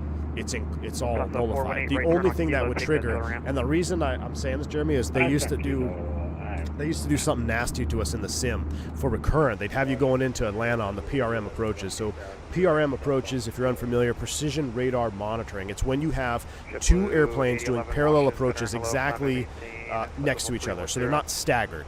And there's special procedures in place. There's special frequencies that have to be tuned and listened to because... 57 descent via the Proud 2 arrival, the LaGuardia altimeter 3005. Descend via the Proud 2 3005, American 357. All right, hold on. Let's get this in. I'll get back to that. Hold that thought. Remind me what it is here. I'm probably going to forget. 10,000 feet over Corey. Let's go ahead and throw Corey in here at 10,000. We can finish this thought because this used to be pretty nasty. 10,000 is set. 47, Roger. We'll finish the rest of the stuff up. Ridgey's at 27. We got another 20 miles till we start down. So in Atlanta, they used to do this in the sim. You'd be on a PRM approach, and when you do PRM, all breakout maneuvers have to be hand flown. So what is a breakout maneuver? Basically, when you're on an approach, on a PRM approach, you have a special frequency that you're listening to. You have to tune a second frequency on approach. It's called a monitor frequency, and it's quiet. The only communication on the monitor frequency would be a breakout instruction, which is like if we're flying down right now, American 357 traffic alert, turn right heading 350, climb to 2000. So autopilot comes off, you start the turn and climb immediately. You ignore the flight directors come off, pilot monitoring does all that stuff, but you ignore the I forget. You have to listen. TCAS takes precedence if you have a conflict, but what they used to do in the sim is they would give you a breakout instruction right for the tower. So you get a breakout, and they turn you, your low vis, you're flying the approach, you get a breakout, so you disengage, you start the turn, and they vector you right towards the tower. Now, in real life, they would never vector you towards the tower. It was just a sim thing to keep you on your toes, because you'd start the turn to the tower, and then there'd be like an obstacle alert, and then you'd have to execute your JipWiz procedure, which would then be, Toga, pitch to the flight directors, and clear the tower. So it was a nasty sim event. that they ended up getting rid of because it wasn't realistic. They just did it to save time, honestly, because you can get 2 maneuvers done in one maneuver. You get a PRM approach, you get a breakout, and you get a jip whiz all in one. So it's really 3 for 1. So they stopped doing that in the sim, but it used to be a nasty one. It used to get guys all the time because if you froze for a second, you'd hit the tower and you'd have to reset. I even briefed the FO. I was like, so I did this in the sim earlier. Aaron, that's funny. All static. Check your mic. It might be muted. Yeah, like, Sorry about that. Don't worry, I flew to LaGuardia on Microsoft Flight Sim last night. We'll be fine. I was streaming. Check me out on YouTube. Man. Washington, Squawk 3532. That's funny. Budget 3532. Yeah, watch 393511. Just make sure only 30 ready for takeoff. Rex Roy says, I watched Blanco Lirio United runway excursion. He said auto brake 3 no matter what on contaminated. Wouldn't heavy braking be more likely to slide off Rex Royce? No, because the auto brakes will mitigate hydroplaning. It's actually better to use auto brakes on a contaminated surface. American 1569 to set up 18 8000. All right, we got 10,000 set. We are 5 prior. Let's go ahead and manage it up, and let's do our descent preparation right now. And I'm going to have to reset Fly Live, aren't I? I'll reset Fly Live. Oh, and we need to launch G's. I want to see what G's looks like. Let's do a weather request. When your colleagues know you do for live streaming? A few. I think I've told 2 people. Was that United 1283? One of them, for sure. We might actually go to the expo together. He's super cool. He's he used to fly F-16s, flew drones. Super cool dude. We get along together. We fly together. He watches the channel. I don't know if you're watching right now. But he's more into DCS. Alright, so let's do that. Do received. Southwest 10. LaGuardia. Alright, let's throw this in here. Descent phase, we're already locked in at 358 on the manage. That's fine. 100 at 12. Temperature is 11. And altimeter 3005. 3005 is set. I should know the barrows by heart here. Yes, sir. No worries. Let's go to the approach. ILS4 is 283. So we'll put 283. We got direct Ben G last time. We put 283 in the barrel. That is set. Descending at minus 59. Wow, it's cold. So we don't need to turn the engine on IS on yet. Maintain 17,000. Let me reset Fly Live, because it's got to do Fly Live things. Don't tell me you're friends with CW Lemoyne. Why, you don't like? Who's CW Lemoyne? Never heard of him. American 551 descend via the Proud 2 arrival, LaGuardia altimeter 3005. 357. Let's see. Reset you. Actually, do you ever need to turn off anti-skid in real life? The only time you turn off anti-skid is you have loss in normal braking. So that's a memory item. You land, loss in braking. It's brake pedals release. Well, it's actually reverse maximum, brake pedals release, nose wheel anti-steering switch off, brake pedals apply, monitor for 1,000 PSI. Our jets, I think most of all of them now have their own monitor, so you don't need to actually monitor 1,000. They'll limit you. Some jets, the Phoenix, will let you go above 1,000 PSI brake pressure, which you don't want to do. So you got to monitor that when you're braking. If that's not working, park and brake time. So that's the only time where you really use that off, or if you're resetting a fault. I've used it to reset landing gear faults, LGCIU faults, etc. Oh yeah, no, I know who he does. I was kidding, man. Yeah, I know. He's actually, author of the Spectre series. I actually had him on the jump seat many years ago, before he was like really big in YouTube. He was coming from, I don't know, what's the new? There was a big thing where Boeing introduced the next jet to the T-38. I don't know what it was. I don't even know if they went with that jet. But he was doing something with that. But yeah, he flew on our jump. We actually took him back to Dallas. So it's really straightforward, dude. Cool dude. But that was before I really knew like him on YouTube. I was like, when I saw him on YouTube, I was like, wait a second, that's the guy who's just on our, yeah. Refueling 2119, wind at Baltimore, 1308, runway 15 right, let's take off. Runway 15 right, close to takeoff 2119. All right. Zephyr 4499. Rejoining chat and drove home from the office. What's up, Tyson? Good to see you back. All right, y'all. Let's see. What do you want? You want to do a second leg? If we want a second leg, we need to hit. We got 380 watching. Appreciate y'all tuning in tonight, sharing some of your evening with me. We need to hit. Let's hit 275 likes. If we hit 275. JetBlue 71, climb and maintain, flight level 3. Actually, let's make it an even 280 because we've got 380 watching. So if we hit 280 likes before we hit 10,000 feet, we'll do a second leg. We'll go somewhere short. We'll go like, because I do want to depart out of LaGuardia. It'd be kind of cool. We'll go LaGuardia to maybe DC or Philly. Maybe Philly. I do like going Philly. That'd be a short one. We got to hit 280 on the likes. Uh-oh, hold on. I got a scheduling alert. 26 April. Ooh, I might actually want that. Stand by, chat. American 442, Washington Center. Hello, resume normal speed. I'll have higher for you in about 15 miles. Resume normal speed, and we'll expect that to You have control. Let me know if something happens because I can't see the screen. 26th of April. Ooh, that's next Friday. Yeah, I'll do something next Friday. Ooh, yes, I want that turn. Add. Just go ahead and refile and I'll get you going. Are you going to It's a donut turn, AJ. Let me see if I got it. A flight up to Donut Land, MSP, on the 26th of April. 714, descend via the Proud to LaGuardia, altimeter 3005. I got it. Keko, you know what I'm talking about. Yeah, buddy. We're going to go get some donuts on the 26th of April, chap. Maybe we should do a... that might be my last one, too. Because I'm going to be switching... Site just off your left wing 4 miles. Base is up. So that might be the last donut run on the 26th of April. 1569, you're clear. The river visual, runway 19. And favorite coffee. Yeah, Nabil, we're going to go hit up that... what's that place called? I forget. AJ's in that. Yeah, AJ, I'm coming up there. Keko says there was a recurrent at Republic that gave an ICAS that if you looked into it require a cam EL because you lose auto thrust and gas will blast off, ignore it, and boom. Yes, that sounds familiar. That looks very familiar to me. What? I'm trying to remember. What, man, I'm having because there's one on the bus that we had. Where it was like no flight director MEL, and with that there was like no auto thrust. But man, you're drawing. That's going back in the memory bank. That's a nasty one though. You forget that and blast off, and yeah, you're done. Failed to check right.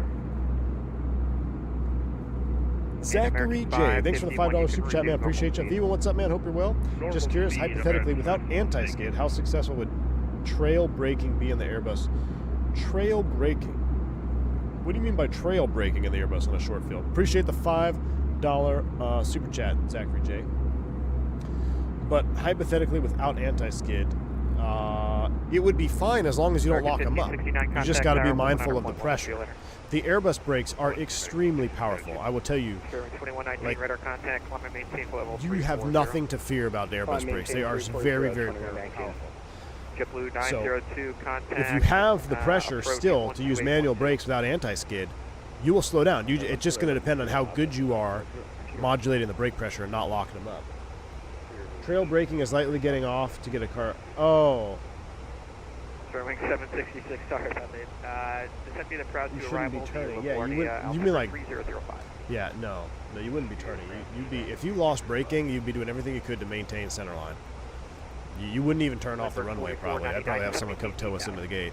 I might take a high speed and then just set the brake like, hey, someone's got to come get us. I'm not taxiing in like this. Yeah, you don't go drive around on alternate brakes. 2,000 likes for a Breedock 7.3 Max Professional Series. Oh my gosh. Why can't you use auto thrust if you have no flight director? Because I have to get my iPad out and I'd have to look at it, but it's like a 7-page MEL. If you have no flight director, then you can't use the autopilot. And if you can't use the autopilot, they don't want you using auto thrust because you could get into a position where the airplane is commanding a thrust mode that you don't want it to command. I think that's a roundabout way of saying that. So, for purposes of keeping everything streamlined and less confusing, they just say no auto thrust, no auto. You're hand flying. You just hand fly all day, which can suck. Redock and professional series cannot coexist in the same sentence. No, it cannot. No, it United cannot. 3511, proceed direct speak. Biggest cons of your job. There's definitely cons also. Being away from home, you know, it all pretty much revolves around that. Being away from home, missing out on important events. Now, I'm very fortunate in the fact that my wife, you know, she stays at home with the kids, so I get to see them 44, more during the week, because a lot of times, if you're only off during weekdays, everybody else is working, right? So while you can go do something, you're going to miss out on those events on the weekends, unless you have the seniority to hold weekends off. So weekends off are a very sought after thing to bid for. So if you can't hold weekends off, your off days, no one's able to do anything, so that's definitely a con. It can wear you out, man. Traveling can wear you out. So that's where I haven't had an overnight in, I don't know, close to a year, because my seniority now allows me to just do turns, and I love it. I like to go to work, come home, be with the kids, be with the fam. It can be very, very exhausting being on the road 4, 5, 6 days at a time, sometimes longer. 1368 Washington Center, hello, maintain flight level 320. There are definitely cons also. That's definitely. Zachary J, thanks for the $5 super chat. You stomp the brakes initially to slow and release as you slow down so the wheels don't lock up. Curious how the bus would handle it. I don't know, Zachary J. Appreciate the $5 super chat, but I have no idea how it would handle. They tell us in the book, and we do it in the sim, modulate to 1,000 psi, because the more pressure you make, like, the way I understand it is, if you maintain that 1,000 psi, you're really going to be having a nice deceleration. Now, if you're landing on a contaminated surface and you start skidding, you're obviously going to have to release them a little bit. But it's actually very difficult to tell when you do start sliding in an airliner, because you. 57 contact New York approach 120.8. We'll see you. 20.8. Have a good one, American 357. Yep. I have a podcast about where we were hydroplaning. I would highly recommend checking that one out. That one was wild. 45 degrees, 68. Center line, 321 heavy. Yeah, and that's because we didn't use auto brakes. Should have had auto brakes on that one. That was a lesson learned from that. All right, 20.8, that is approach. No, it's not. Is that approach? I don't think that's, yeah, it is approach. The Guardia ATIS is information. Let me find it here. I know it's flashing at me on there too. The Guardia ATIS, information mic. Approach, good evening, American 357. We're at 18-1, descending via the Proud with information, Mike. American 357, thank you for my plane. ILS 4, Guardia 3005. ILS 4, 3005, American 357, thanks. All right, 3000 set, that's what the ATIS says. Look at this cloud layer breakout, though. Max juice. Scariest go-around, wind shear. Couldn't climb out of it, Chuck Hill, also on a podcast. What was it, 2 times I was scared for my life in an airplane.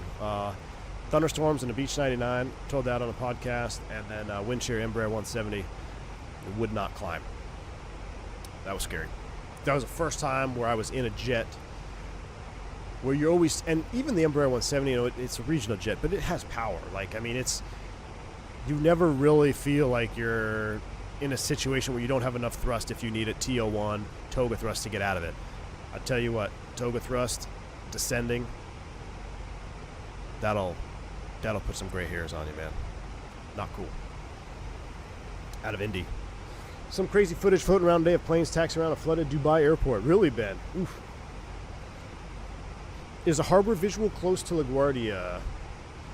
Rex Royce, the harbor visual up in Portland, Maine is much more enjoyable, in my opinion, because it's much more relaxed. You're in Portland, Maine, man. There's not a lot going on. LaGuardia, now LaGuardia is cake, because you got the RNAV. Before, when you used to do the expressway visual, I mean, dude, you're stacked up 2.5 miles. You got a guy behind you, a guy in front of you. If you don't clear by the runway, they're yelling at you. Like, there's just a lot more stress going on in LaGuardia. Portland, Maine, you sit back, relax, and you just think of lobster rolls on the way down. That's really all you're doing. You're looking at the boats in the harbor, and like, man, I can't wait to get to the hotel and have a lobster roll. So,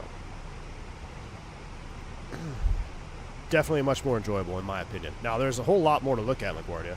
All right, Magic Barrel Ref, we need to get some speed brakes out here. More drag. We don't need to slow to 250. Real airplane did this to us too. Maintain 300 until we need it here. That'll help us descend. JetBlue 902 is going to maintain. Let's actually go open. Got to be careful. We got 11. I'm going to set 11 right now. So we're going to manipulate. I'm going to set 11. We're going to go thrust idle, open, descent. We don't have a speed restriction. I'm going to speed up here. This is at or above 13. But you can see here with the brakes out, we're thrust idle, open, descent. Look, now we're really coming down. We're back on our vertical descent profile. We're going to go ahead and descend past that. Now I'm going to manage it up. I'm going to stow the brakes. So now we're speed, descent. We'll maintain 300 knots. 7 at 10,000, maintain 250 knots. At 10,000, we'll slow to 250, American 3%. See? So at 10, we'll slow to 250. So we'll maintain our profile. We're a little bit below it now, which is good. So we can slow down, and we'll be good to go. Had to do that in the real bird, too. Oh, my. Look at that view. Need that lobster roll ASAP. Oh, dude, Captain Canada, they're so good, man. There used to be, we used to stay at a hotel in Portland, Maine, called, I think it was the Doubletree. And they had, you wouldn't typically think a hotel would have a good lobster roll. I don't know what it was about this hotel restaurant, man. It was one of the best lobster rolls I'd ever put in my face. And it was, I mean, just tons of lobster. They didn't skimp you on it. And the crew rate, it was like $12 for a full-blown lobster roll. Got a soup with it and French fries or frites. I don't know, they call them frites in Canada? I don't know. You know what I mean, French fries. But yeah, I still think it's the best lobster rolls up there in Portland, Maine. I've had some other really good ones too at restaurants around the area, but for some reason Doubletree Hotel circa like 2017 was the spot. Guardia departure, Delta 2668. 4,000. Imagine how loud water slushing was inside the plane. Oh, you're talking about in Dubai? Turn Yeah, right turn, heading 010, climb 18. Have I ever landed before? No, I only take off. I never land. 11.4 for 10. So now I'm going to slow 250 knots. Delta 2668. No worries. Delta 2668, just make sure it's a right turn, please.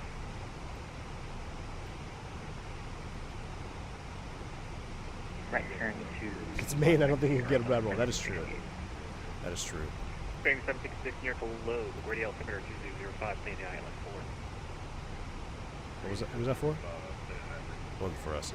All right, we'll help it out. A little bit of speed brake action. I thought they fixed the speed brake arming logic because it got armed again there.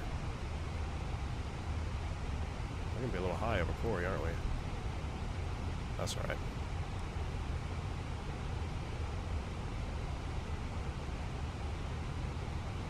Close enough for government work. We're at 700 feet for 10. We're slowing to 250. We're already at 250, so he's probably happy.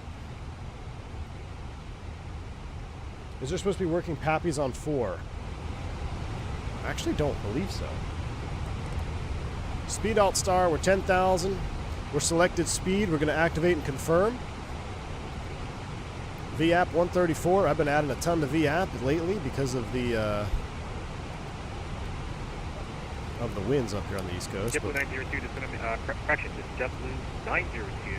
Just going to maintain 4,000. Direct benching, intercept the runway 4. You need to get yourself a proper Maryland crab bake. Ooh, diabetic lad. Yes. Baltimore? You guys see the bridge picture in that video? In the trailer of the stream? Isn't that crazy? The Baltimore Bridge? And we flew over it. You can still see it clear as day. The boat's still there and everything. I think that was for us. Who was that for? JetBlue 902 at 4,000, reduce speed to 210. But Baltimore, yeah, I've had some good crab cakes in Baltimore, man. I do love a good crab cake. I will say, I think the best crab cake I ever had, though, was Half Moon Bay, California. Talk about opposite coast. West Coast, Half Moon Bay, California. Drove there with the girlfriend, who's now the wife, but that was when I was flying freight. We drove up to Half Moon Bay and got a crab cake. And it was amazing. Almost went broke after it. 693, turn right turn, heading 140, vectors for sequence. Right, heading 140. And it was a very expensive place. Delta 2068, turn left, heading 290, direct park. Cam MD80, what's up, man? Good to see you, dude.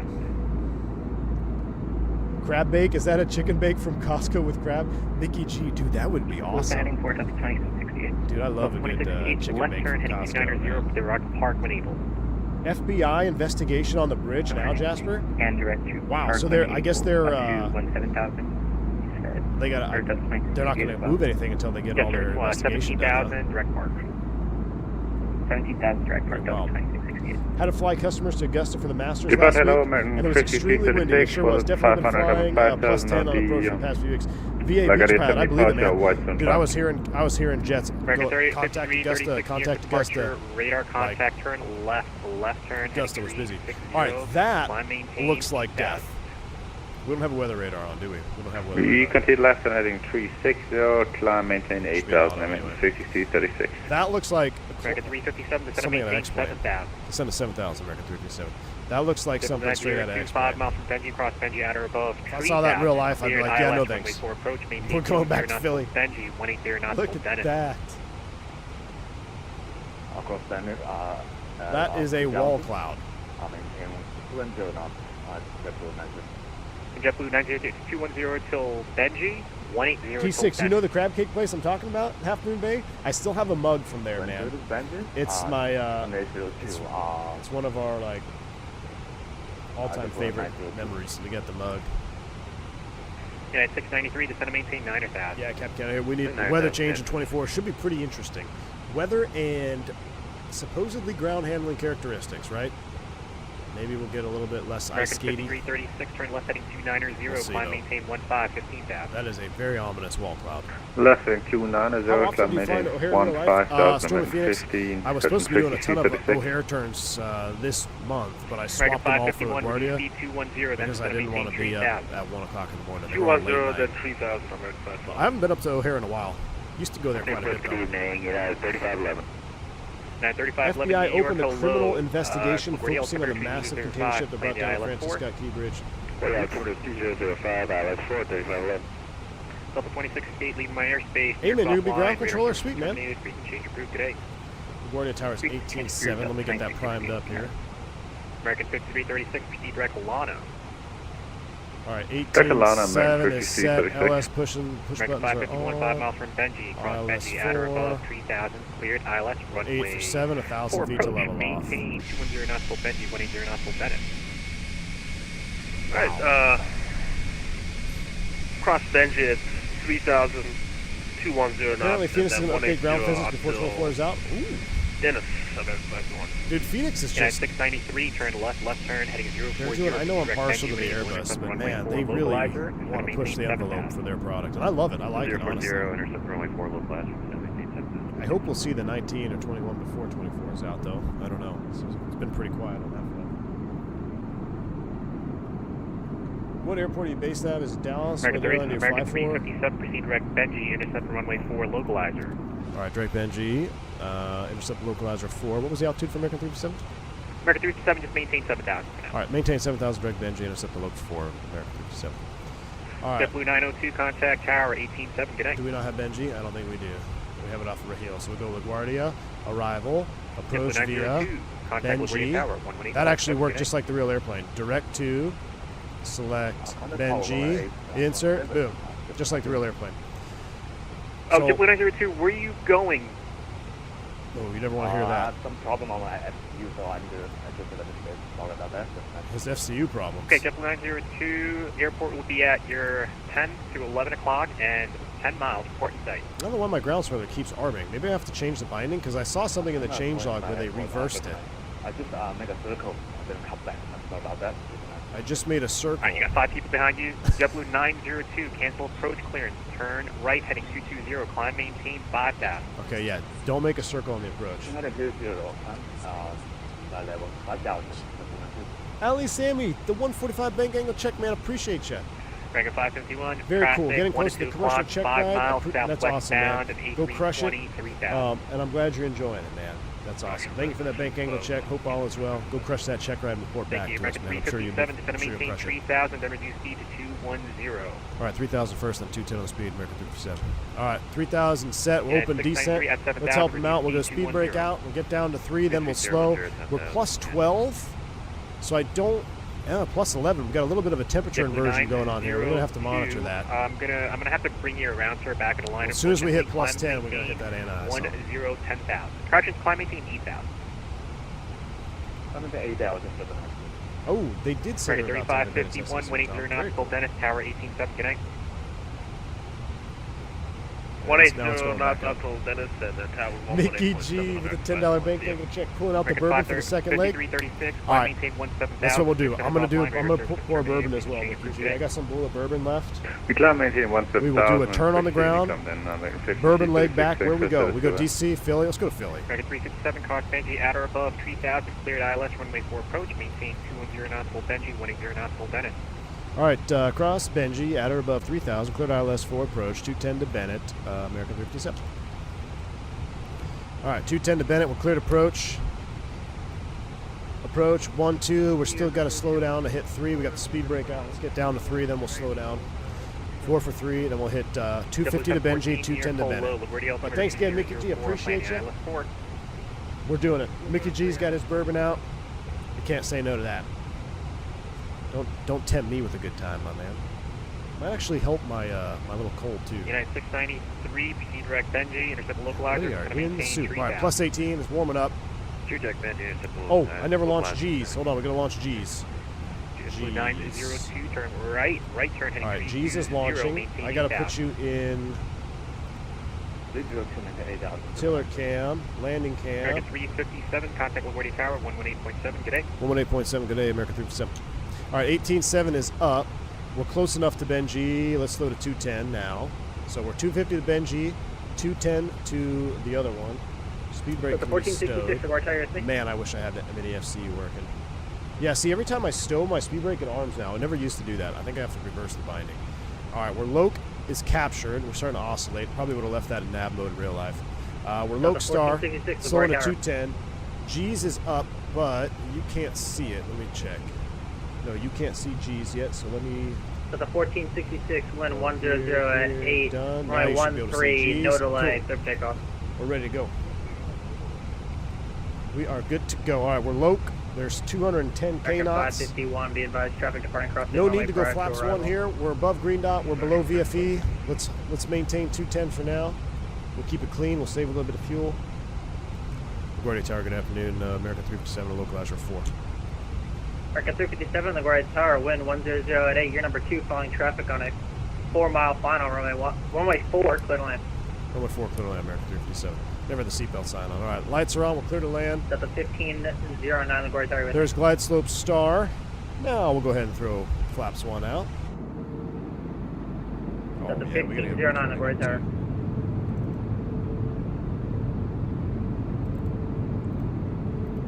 Wow, what a view that is. Our recording is up and ready.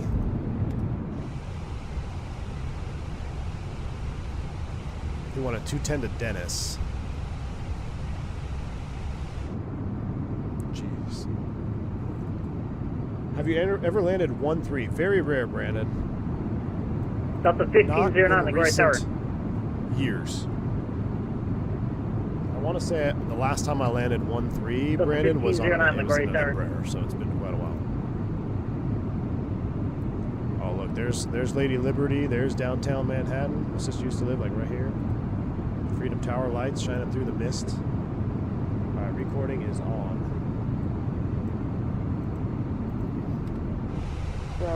Nah, winds are child's play compared to what we've been flying. That's a 1466.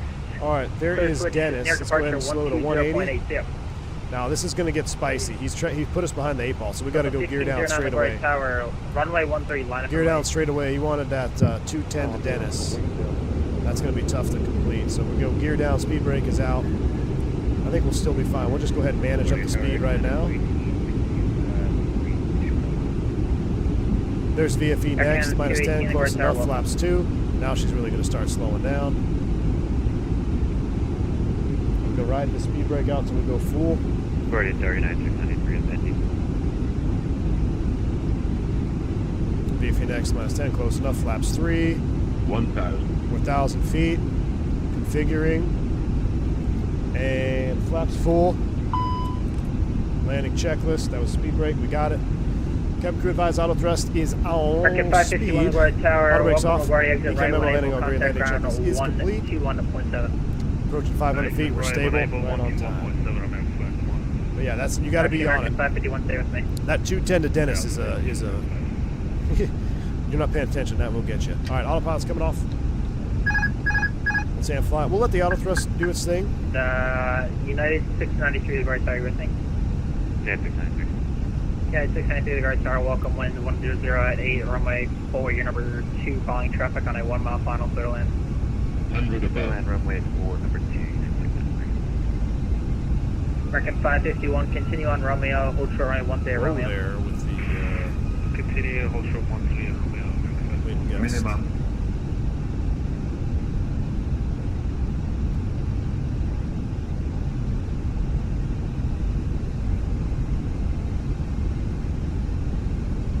I hope this glide slope isn't aligned. 50, 40, 30, 20, retard. That was a firm one. American 551, clear across runway 13 Spoilers. Romeo, crossing runway, contact ground 121.7. Cross 1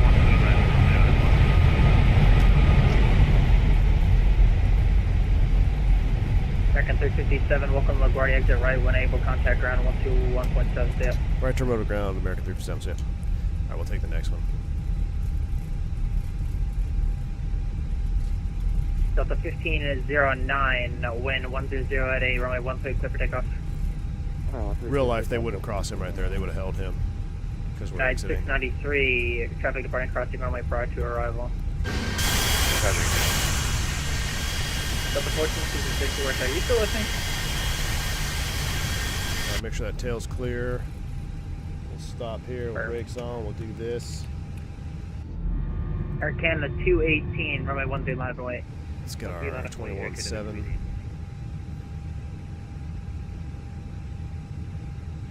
I don't know what gate we're going to. Stop the recording. Scenery looks great. Yeah, the scenery looks good. Ground, good afternoon, American 357. We're off of 4. Taxi into any gate you got for us. American 357, LaGuardia ground, hello. Taxi to the ramp via Papa, Double Golf Alpha. Papa Double Golf Alpha to the ramp, American 357.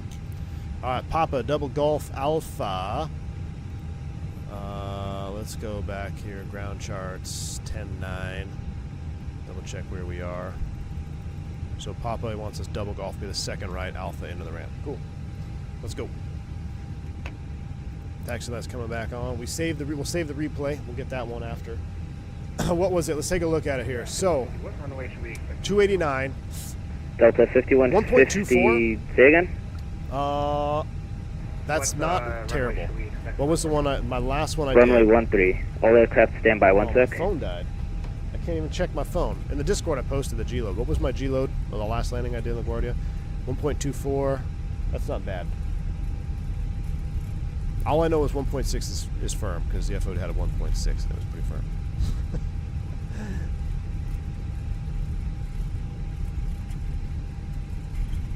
I want to say I had a 1.2 in real life.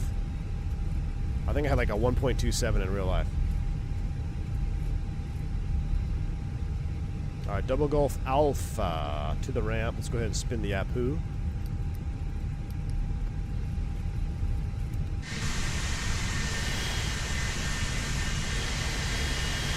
I kind of want to go to the other side here where you can see it from the bridge, because the inside is pretty nice. I was snooping around in drone cam.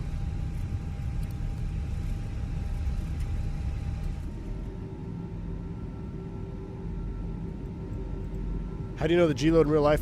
So we can pull up what's called a load 15 report, which is a real world landing report. Landing, like you get in G's and whatever landing rate monitors use. It gives you all the data. Because remember, they got to track the G loads on these airplanes, because if you have a G exceedance, they got to do a maintenance inspection.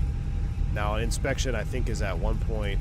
I put it in the Discord too. 2.0 or 2.2 Gs will trigger a load 15 report. They got to do an inspection.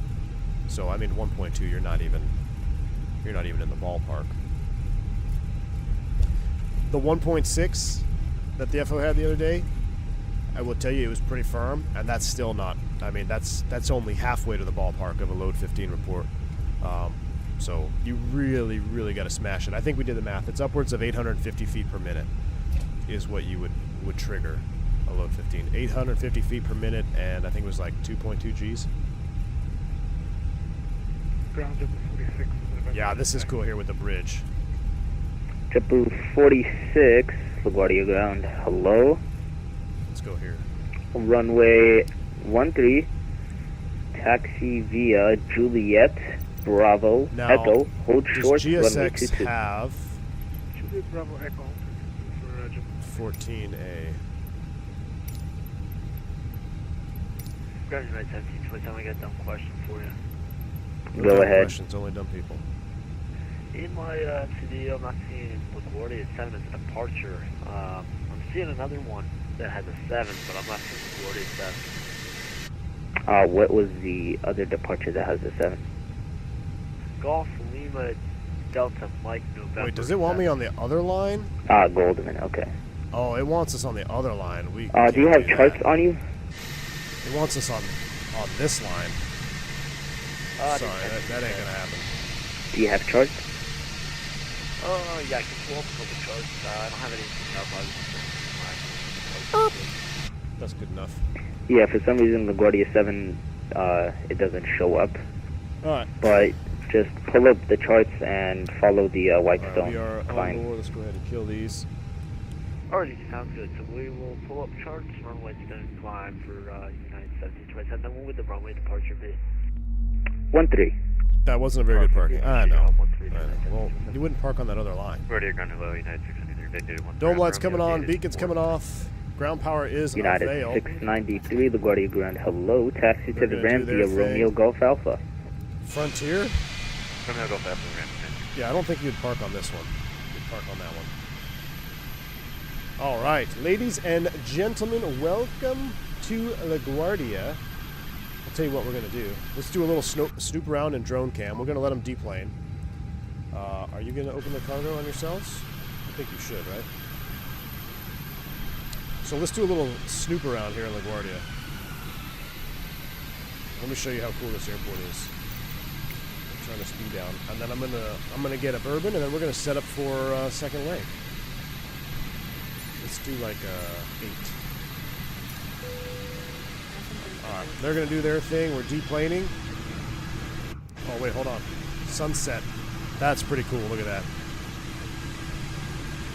That's pretty cool. Missed most but caught the landing. Dougal McTavish, welcome on board. Appreciate you stopping by. We didn't miss too much on the landing, Dougal. It wasn't my best, wasn't my worst. But we're here. I'm pretty sure I waited. Yeah, this is funny. So I waited about 2 hours to get on a 737 jump seat out of this gate before. To go to Dallas. Gate 14. I remember this gate. Very, very cool. Oh, look, Endeavor 5156, cross runway 22 on Pop, correction, cross runway 22 on Echo, continue taxi via Double Bravo Papa. I guess we can turn off that soon. Next flights. Not enough delays on here for American, but close enough. Look at this. This is the coolest part of the scenery, though. So, yeah, the terminals are modeled, and it's actually pretty decent FPS here. But again, I uninstalled JFK for this stream. You know, I didn't want to have two right next to each other. Let's go up here, though. This is my favorite part. Check this out. I sat here chilling for a lot of time. I actually have a picture right here with a America West retro livery. Like the Cactus retro right here on the bridge. Pretty sweet. Use your keyboard. I use a keyboard in the build for the drone. Oh, but that's awesome. Maybe we should leave it right there for the turnaround. Y'all can watch, because in real life there's chairs right here. Man, they don't have the chairs right here. Uninstalling. There's no chairs here. All right, I'll tell you what, chat. We're gonna do this. We're gonna go right here. We'll zoom in. I'll put on some tunes for you. I'm gonna go pour myself a cocktail. And we're going to do a second leg. Where are we going? Philly? Let's go to Philly. I don't feel like doing a river visual in that suit. We fly down to Philly. I'll set us up here. They block no noise. I know. You know what I'll do is I will also, I'll show you what I'll do. We'll go here, we'll go general options, we'll turn down the exterior aircraft. Yeah, it's at 50. Let's make that like 2. Still seems pretty loud. Why is it pretty loud? We need to shut off the APU. We need to shut off the APU. That's why. External power's on. That's coming off. Let's do a shutdown flow. We never do these. Get our fuel tank pumps off. That's good. Seatbelt sign is off. And everything else looks good. Let's go to standby. That's off. Cool. Reset the chrono. All right.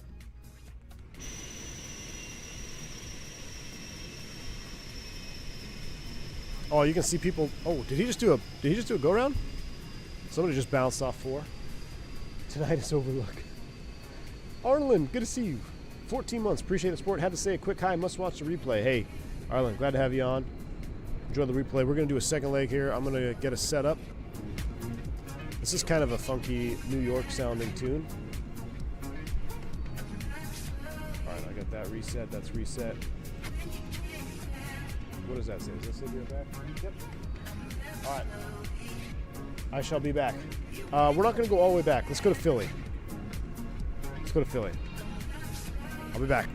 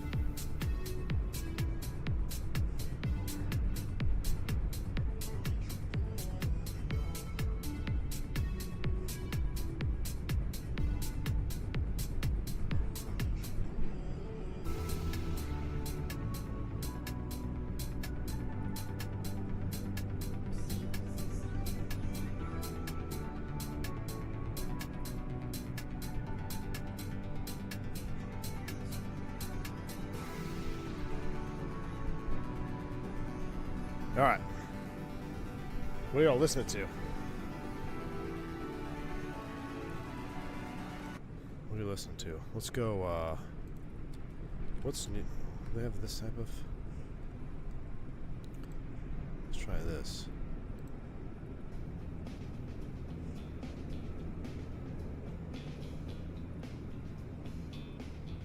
No.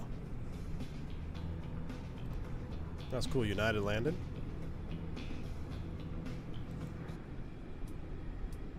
Where's Korean Jazz? Where's Korean Jazz? Korean Jazz.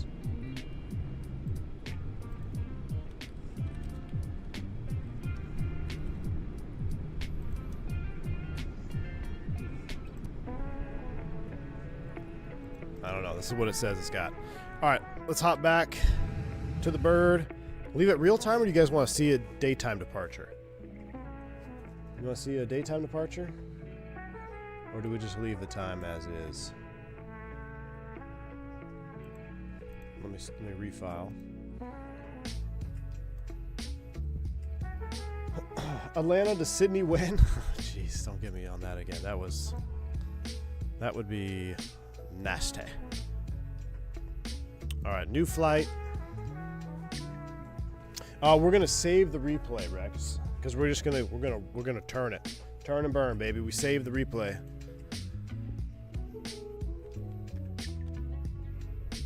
American 357. We're gonna depart the garbage down to filthy.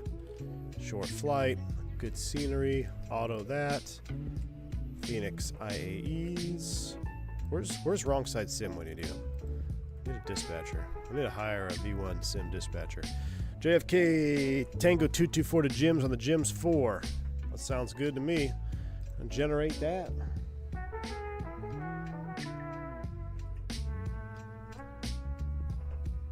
Let me put a poll in chat because you guys are gonna start fighting.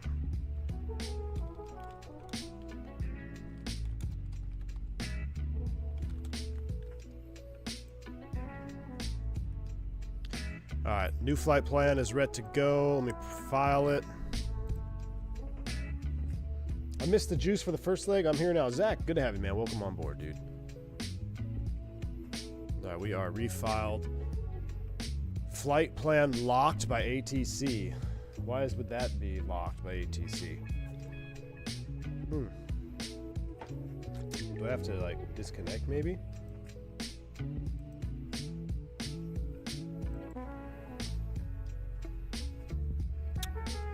Let's go to 20. Let's go to 24. That's too high. Let's go to 20.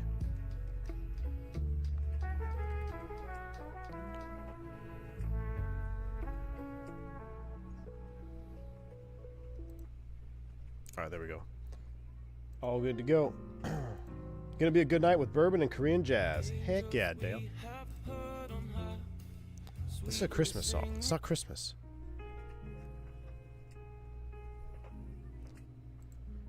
Alright. Yeah, it was the same call sign, thanks. With the Fenix 321 Shark, let's come out. Can you do Chicago O'Hare to Cancun with a Frontier? Ooh, that's a long flight, dude. That's a long flight, Stormy. Real time is winning. I'm surprised. Alright, they're still unloading the bags.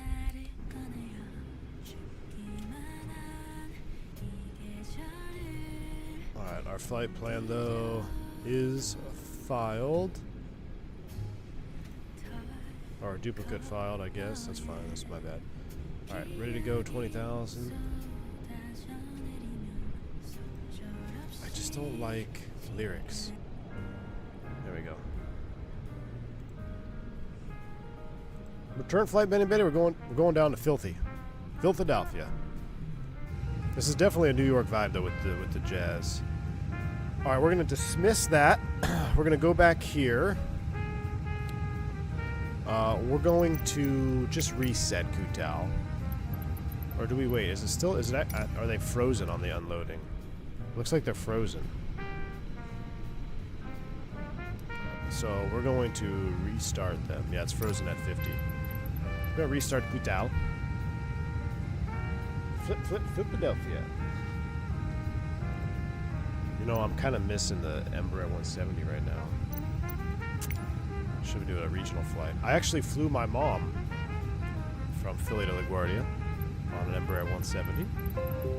Sim brief, okay. Oh, Windows update. Cool. No, not now. Alright, SimBrief is updated. Let's go here. Let's import next flight. LaGuardia Phil, departure 30 minutes from now. Excellente. Do our flow through here. We'll come through here. Everything looks good. We'll get that back on. Oh, I can't. There we go. That's going back on. We don't need to do any tests. I'll tell you what. Let's do a quick align. 1, 2, 3. We'll do a quick align on the 8 ears. Should have a IRS quick align. We'll go to position monitor. That looks normal. We'll go back to the init page. We'll do an init request. We're jazzing. Oh man, I wish I had the FCU, but I can't reset. We're not going to restart the sim for mini FCU, so we'll go dim on the dome light. It's a little too aggressive. Dim on the dome light. Let's get some other juice lights on though. Let's get the integral lights all the way up. Those are up. Those are up. I really want a 319. This makes me want a 319. I don't know why. I feel like we can do late night 319 ops out of LaGuardia. V1 Streamwear, fancy restaurant. You can't tell a difference, man. That's the whole point, right? Let's dim these screens down, preparing for night mode. And with that done, Captain, are you good to board? Yeah, send them down. GSX, we only got 109 people. Refueling is going to do its thing, so let's go ahead and start plugging away. American 357, we'll go cost index of 5 on this one. Final cruise altitude is 200. That is set. It'll probably be the LaGuardia 7 departure off of, I don't know what he's going to give us. Once delivery is on, 35-2. Oh, I thought I had a call for delivery. It was PDC. All right, LaGuardia, JF, oh, new route. Oh, rip. We have an amended route. All right, so we got to do this new. We got to start over. All right, departure, runway 13, I'm going to assume.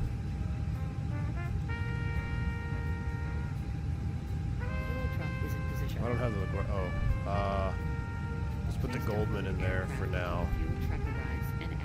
Probably going to have to change that. JFK, Victor 16 to Dixie. So JFK Airways, Victor 16. Music got me drinking my beer with the pinky out. I love it, man. Victor 16 to Dixie. Whistling Dixie. I can't say that or we're going to get slapped on YouTube. All right, Victor 16 to Dixie. After Dixie, it's this is a full route clearance here. Victor Charlie November. VCN. After VCN, Airways, we're going Victor 184 to Woodstown. Woof, they're keeping us all the way around. Victor 184 OOD Woodstown. Insert that. We'll insert you. We distinguished out here. Okay, after Woodstown, it's direct Filthy. So we'll put Philly here. Insert. And then the problem is now I gotta. So the real airplane would have not required me to do all these deletes, but we'll go ahead and do it manually. The real airplane would have cleared it out for you. Boom, boom, boom. And I'll get rid of that fill, so it's our destination. Insert that. Now, off of Philly, if I go here, go to the airport page, destination, arrival, probably going to be 27 right.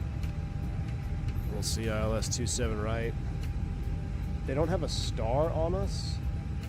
LaGuardia 7 rights, Whitestone climb. Oh, we got to do that manual too. They don't even have a star for Philly. Lauren, where's Lauren at?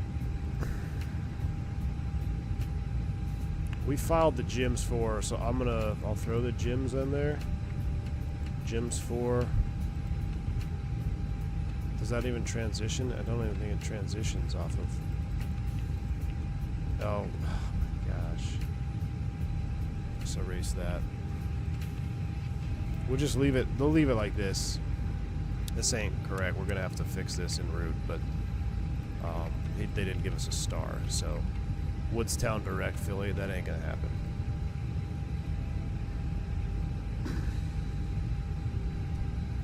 All right. So with that done, let's go ahead and clear our FCUs out. We'll do that. And as far as secondary, let's just do a quick LaGuardia secondary. We're going to do the Whitestone climb, which we don't have in the box here, which is kind of annoying. But we'll load it up. We'll manually do it. I'll show you what we got to do. If we have to come back around, ILS 4, secondary perf. We're coming back to 283 in the Barrow. We just did it. We're familiar with it, so we'll throw that in there. We'll zero out the winds. Temperature is 11 on the ECAM. And the QNH is like 3003, close enough. 3003 is set. Secondary is done. RadNav, this is where it's going to get spicy. So, let's get our FDs on. FDs on. And let's take a look at this. Let me update Fly Live before everyone freaks out too. We're going LaGuardia to Filthy.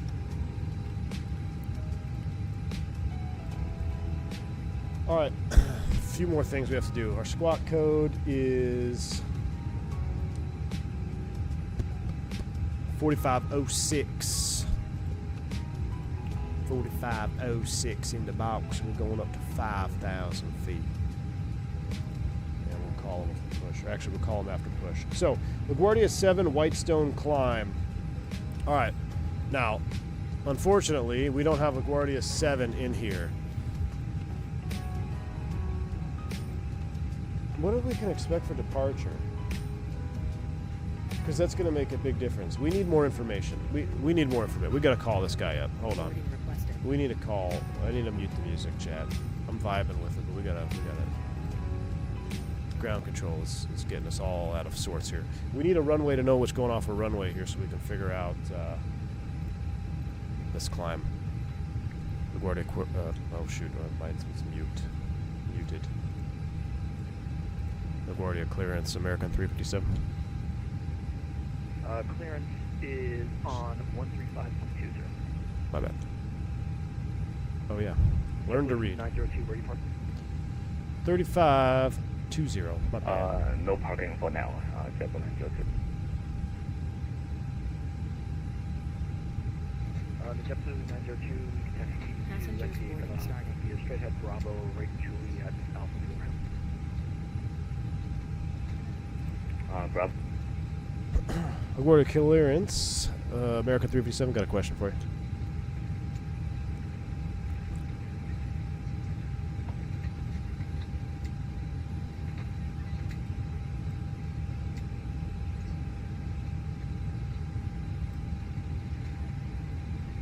Bueller, 13520, 217. LaGuardia clearance, American 357. American 357, LaGuardia clearance. How do you hear now? I got you loud and clear now. Hey, I just had a question for you. LaGuardia 7, you got a runway we can expect for departure? 84, I'm at 13 for the Whitestone climb. And here comes another PDC, actually, with the correct final altitude. Expect 8,000. Okay, just got that amendment via PDC, and we'll expect the Whitestone climb off of a 13 for American 357. Alright, so 8,000 is our final altitude. Let's see, departure LaGuardia, Philly, JFK, same route, altitude 8,000, 4506, clear LaGuardia 7, Whitestone climb, maintain 5, 8, 10 minutes after, contact ground for taxi 217. Alright, woof. Okay, so 13's in the box. We need to put a disco in here. I have the Goldman in here. Departure, I want to change this out. No SID. Insert. Now we're actually going to go back. We're going to change this departure 13, and we're going to select no SID. Insert. So with no SID, this is what we have to build, and we can do it on this box. So if you're flying out of LaGuardia, which I assume you probably will be here pretty soon, you don't have the LaGuardia 7. Now it's not super complex, but you gotta have some stuff dialed in. All right, LaGuardia 7, Whitestone climb. There is a bunch of different climbs here. So we are doing the Whitestone.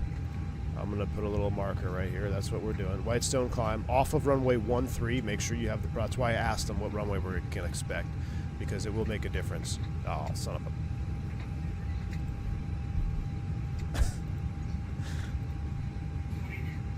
a... Okay. Oh my gosh. Really? You can't go full screen on it? Okay, fine. We won't go full screen on it. All right, so we got to zoom in here and see what it says. Whitestone, climbing right turn heading 180 to 2.5, then a left turn to 040. This is going to suck without mini FCU. Do not exceed 210 until established on a heading is 040, maintain 5,000. So first things first, we're going to come down here, we're going to the perf page, we're going to go next, we're going to go to the climb. We're going to pre-select 210 knots. This is a big one. You speed up above 210, you're going to be outside of the turn radius, and it's really going to piss off the controller. So 210 on the climb speed. That means after we clean up, the speed bug will go to selected speed, and it will only select 210. This is important for two reasons. The 210 on the heading, right? And also, if you look up here, there is a restriction that says do not exceed 250 until reaching 11,000. If you're filed over these fixes, I actually don't think we are, but if you were, you want to make sure you, after you go to 210, you select 250 and maintain selected speed until you pass 11,000, not the traditional 10,000 feet. Okay, so off of 13, we got a right turn, then a left turn back around to 040. 682, Guardia clearance, you loud clear. I'm sorry, right turn 180, 2.5 off the LaGuardia DME. So a couple things you can do. You can put it in the prog page, what we do in real life. What I do, have been doing, I just put LGA. We're going to hard tune that puppy in here. You can hard tune it on both sides if you want to. So we'll hard tune it. Make sure you have your VORs on so you can see your DME. So there's your 2.5 from LGA. That's going to dictate the turn back to the left. So right turn 180, 2.5, left turn 040, do not exceed 210 until heading for 040, maintain 5. We got 5,000 to set, and then also if you're filed over these fixes, make sure you don't exceed 250 till 11. We're only going up to 8,000 feet, so it's not like we're going to be getting above 10,000. So that is done. That's in the box. You've been briefed. I've been briefed. Let's fire up the APU.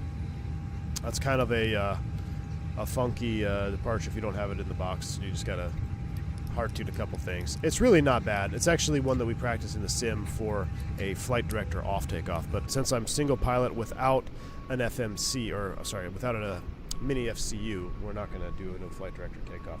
Looks like real time has won, so we'll end the poll. We'll keep it real time.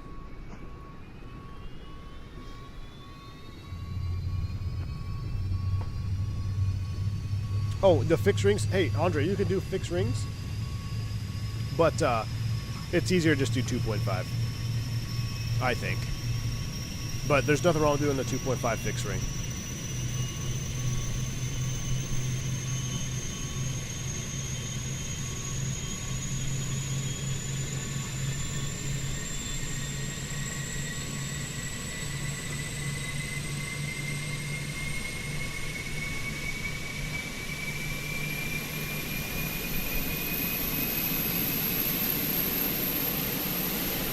She's up and spooled up. Let's get our company message here. Let's go back here. McDo, Atsu, AOC received messages. There's our load sheet. We'll accept that. We never accepted our final arrival message. That's fine. There we go. That's all good to go. We'll put you back in the AOC menu for now. Actually, I'll keep you on the flight plan. Put you on Prague. I'll keep you on flight plan.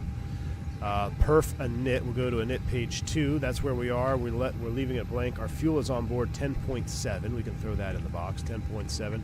APU is spooled up. The oil's warm, but we'll start the chrono anyway. Give it about 2 minutes. Now, you were talking about fixed rings. You could also do fixed rings if you don't want to use DME. How you would do that, you come down here, select the lateral fix info, put in LGA. And then we would put in. Now, the problem is you won't get 2.5. It only works in whole numbers, I believe. This, see, it puts you at 2 miles. We'll leave it up. We'll see where it is. But 2.5 DME is going to be more accurate. That's why you want to hard tune that and throw that in there. Now, you could also go prog page and just put LGA in there off the VOR. So now you can have your prog page up, your pilot monitoring, and say, hey, at 2.5 from here, we'll launch, we'll start to turn back. But it happens quick. We'll just put KLGA in there for now. We know we're not going to be looking at that. We'll keep our init B up. We're going to do our speeds. We'll wait till the final is done. I want to put these into night mode. We'll leave that up there. And if I go back, I want to center on the airplane. Is this center on the airplane? Oh, love that. Cool. All right. Where are we at here? We're going to be over here. We're going to get some crazy clearance. We're going to go over here. We're going to cross. And then we're going to go to 13. So we'll leave that page up for the departure. Multiple runways to cross. We're going to do a 2-engine taxi out because we don't want to limit our situational awareness. That's close enough. We'll get the APU bleed on. We'll disconnect from ground power. And we're ready to go. You guys ready? Preston Seligman. Welcome to Private Pilot. Glad to have you back on board, sir. Cheers to you.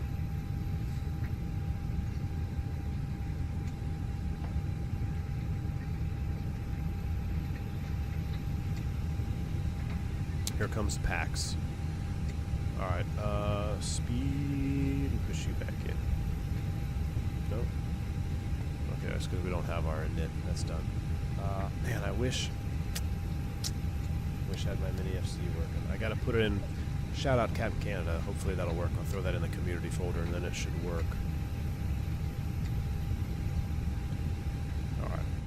Just finishing the loading process. Ooh, a night taxi out. This will be interesting. You guys wanted it at night. We're going to do it at night. So, Ed E, what's up, man? Glad to have you on board. All right, I'm saving the LaGuardia landing, KLGA landing. That's saved. Watch that upon the conclusion of the stream. Departures like this are like home in the F-28 146. Oh yeah, digital. You got to be on it. F-28 146. This is right up your alley. Now, like I said, we practice the no flight director takeoff in the sim out of LaGuardia. This is a good one to do it because you're just hand flying. Pitch and power. You would bug 210. 109 to 109. We're ready to go. We're going to call up 20. Oh, let's see. Advise contact ground control 21-7 for taxi. They're closing up the doors. 21-7 is in the primary. And then tower is going to be 18-7. So we'll throw him on here like so. Got to bring the jazz music back before cruise. Dude, this is going to be a short flight. It's going to be a real short flight. 18-7. I don't know why Fly Live is showing that we've gone a quarter of the way already. How's the FPS? Hey, Captain G, you know, it's actually not that bad. I think it's pretty darn smooth. I did uninstall INI JFK. I didn't want to have both airports running next to each other if I'm not going to Kennedy. So now frame gen, you know, really takes care of a lot of problems. I have frame gen and dynamic LOD working on the ground, so I really haven't noticed a hit. I think Kennedy is definitely, I don't want weather. I think Kennedy is definitely a little bit harder on the performance. Same with LA. I'd put this, if I were to rank them in performance, I would say this is the best between, it'd be this one, then Kennedy, then LA, I think, as far as most demanding. Alright, load sheet, there's our final, except we got 5 standbys on board. Cool. Loading is complete. We'll dismiss. We'll go back to here. We'll send that to the McDo. That's done. We'll go to our perf takeoff. Dry 1-3. Toga. Yes, PAX on, because y'all didn't hit the like button earlier. So PAX on, optimum, sync live, and calculate. We're not doing a flaps 3. We'll do flaps 2. That seems like what we've been doing in real life. We'll do flaps 2. 25, 30, 30, flap 2 down. Send that to the McDo. 25, 30, 30. We'll go here. Perf speeds. 25, 30, 30, flap 2. No flex. That's good. Thrust. Ooh, thrust reduction needs to be changed manually. I want to say it's 1100 now.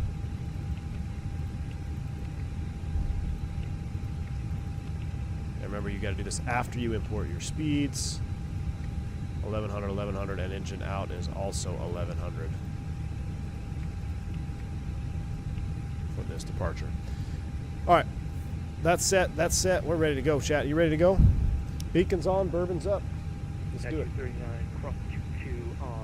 Neg means that you're negative altimeter because the altimeter is not up. Just wanted to say thanks. Hey.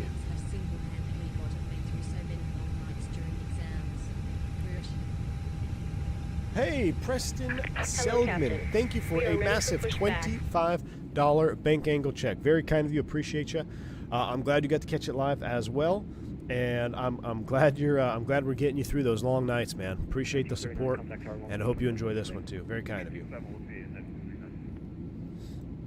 Josh, I know, right? If we pop one on this departure, I'm going to Alt F4. I'll just Alt F4. Departure checks completed. Bypass pin inserted. I'm going to turn all the sim sounds up because everything is like...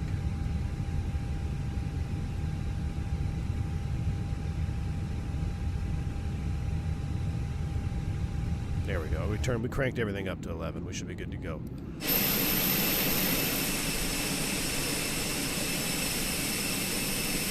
There's the tower, speaking of, right there.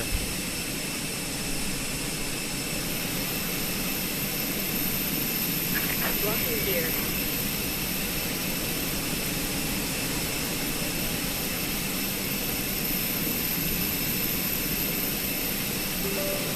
I'm restarting Flylive again. Oh, word. Oh, my. I just looked at LGA for the first time to get thumbnail shots for tomorrow's stream, and holy moly, strongly employing. I think this is one of the best in the scene. Almost full terminals model. Awesome. Wrong side sim, dude. I was just talking about you. Thanks so much, man. Brakes released. I had cranked up the volume, and that was really loud in the headset. Appreciate the $10 bank angle check, man. Let's look at the LaGuardia first time get done with it. Yeah, it is awesome, dude. I think it's really good wrong side. I parked over here at gate 14. Hey, start your stream tomorrow from up here, from the bridge. It's so cool, man. Check this out. There you go. Like, I sat here and watched so many planes. I just think that's so cool. You should start there at gate 14, man. Appreciate the support. Thanks for the $10 bank angle check. Hope all is well, my man. And, dude, gotta get together soon, because I don't know how much longer I'm going to be around these neck of the woods. We'll see. Hit me up. Text me. My phone's dead, though, so I won't get your text. But we got to talk. We got to fly together, man. RE372. What's up, man? Good to see you. Welcome to the stream. All right, now fly live. Behave. Now American it's behaving. 44 from the basic taxi. Ground, taxi runway 13, Alpha, Lima, Bravo, Papa, hold short 22. Alpha, Lima, Bravo, Papa, hold short 22. Runway 13, Alpha, Lima, You going Bravo, again, Water? Papa, holding short 22 for American 44. Let's go ahead and start up number one, shall we? Ignition mode to ignition start. Let's see if we can actually hear this one. Turn in one. Guardia ground, JetBlue 1032, ready for taxi. JetBlue 1032, the Guardia ground. Make sure you don't suck up a wig in the packs. Juliet, Bravo, Papa, Set parking brakes. Brake set, clear disconnect. Or hold short 22. Alright, Juliet, Bravo, Papa, and then hold short 22. 1032. All right, wrong side. We'll catch up, man. Key 6. So, did I ever tell y'all that we sucked up a hat one time out of, I think it was Myrtle Beach? Charleston, maybe? I can't remember. A ramper's hat, like a ball cap, flew off his head, sucked it into the pack. And the supervisor had to come out to have him stop because they were just going to let it go. So they had maintenance come out, they had a digger, they had to fish it out of the pack. And they said if you kept going, it would have been a big problem.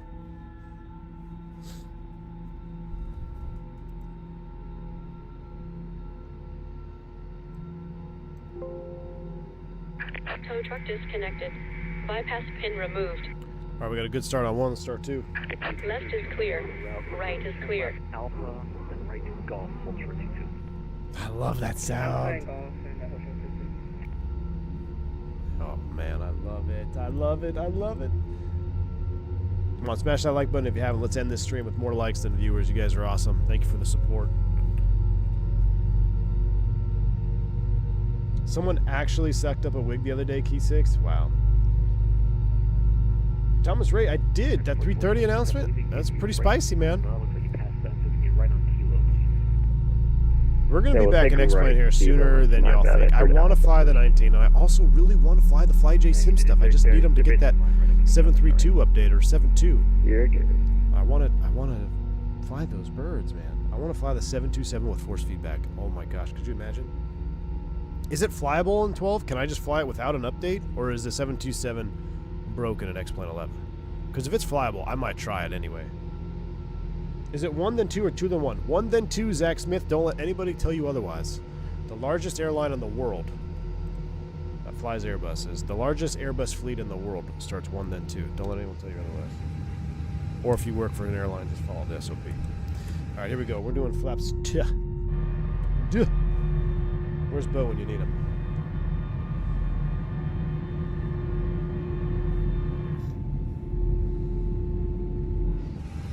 All right, flaps 2 is set. That's coming off. That's coming off. Dome light is coming off. 2 on Golf. Hold short 13 via Golf Papa. Alright, Golf Papa, hold short of 13 across the What gate are we off of? Oh my gosh, we still have all these up. Ground, good afternoon, American 357 off Charlie 14, ready taxi. American 357, Guardia ground, straight ahead, Echo, hold short 22. Echo, hold short 22, American 357. Alright, Echo, straight ahead, hold short at 22.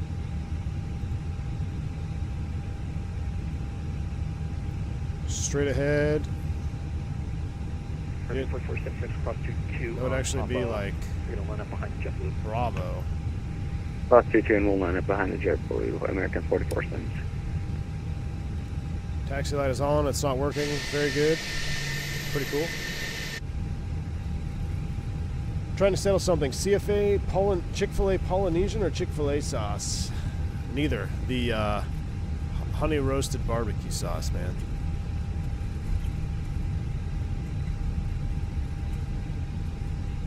Thomas, right? I'll let you know for sure, man. Aaron, get out of here. Insist that number 2 started first. Tower C, I think it's American 44. Go to bed, Ron. It's past your bedtime. I love the clip of you in the wing view of the 7-3 and you get back in the cockpit and see the engine fire. Oh, that one was classic, Rex. That's a blast from the past, man. That was several years ago now, dude. That's an old one. Yeah, we were... Good afternoon, United 2172 on Romeo, crossing runway 13. We were checking out Salt Lakes on Pilot Edge, of course. Of course. Oh my gosh. Brother. Left turn Papa, Bravo, right Juliet, into the ramp. Good day. Mickey G likes Polynesian. Papa, Bravo, Juliet, to the ramp. No, Aaron, I'm just kidding. Stay.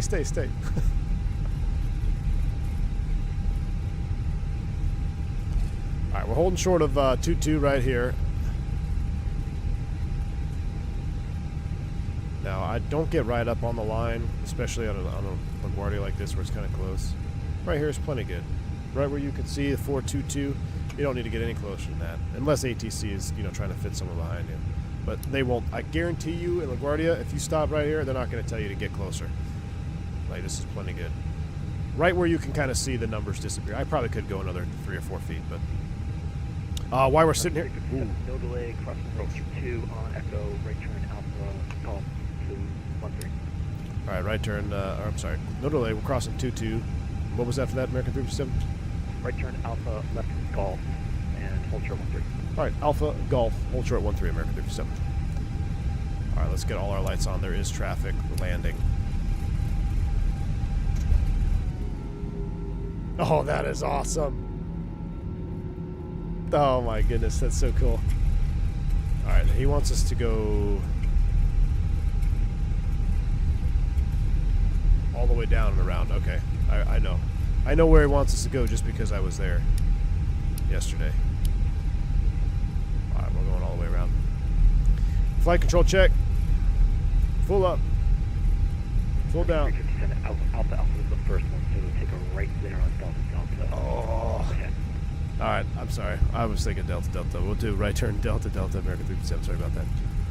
And then left Golf, Papa, hold short 13. Alright, left turn Golf, Papa, hold short 13, American 357. Alright, we did full up, full left, we'll do full left, full right, neutral, rudders. Man, I think the ground controller was in the chat too. Sorry, dude. Totally screwed that up. This is just the way we went yesterday. That's my mistake. 76 with that's why you don't assume. Spot 9, go for attack. Rudder trim is good. Reset 0. Southwest 1676, just pushed out. Information Oscar. Let's go auto brakes max. Taxi runway 13. I didn't hear him say double alpha. Maybe he just said alpha. Hold short 22. If he would have said double alpha, I would have picked up on it. 6313 via Alpha Lima. Maybe he said alpha Papa, alpha. short 22. I don't know. I'm trying to justify my mistake. That's right.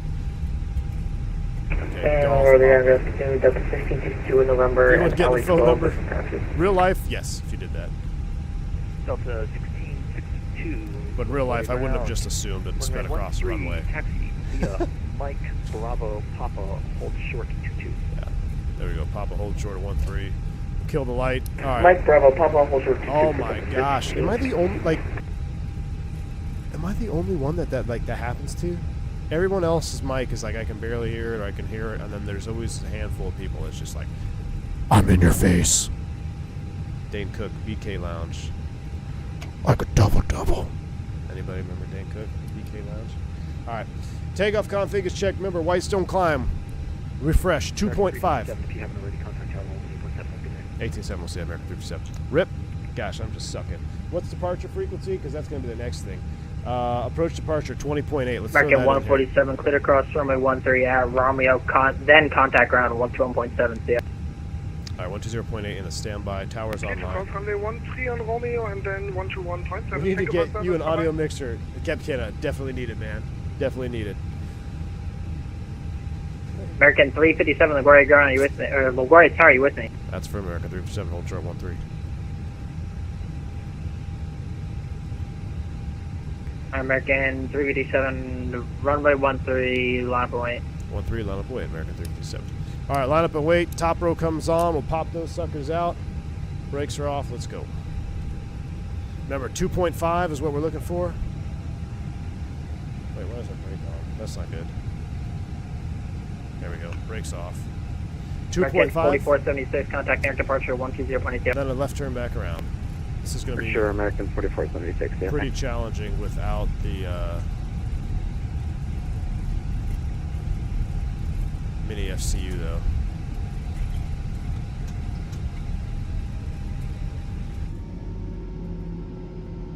Oh, that looks real. That night lighting is awesome on the terminal.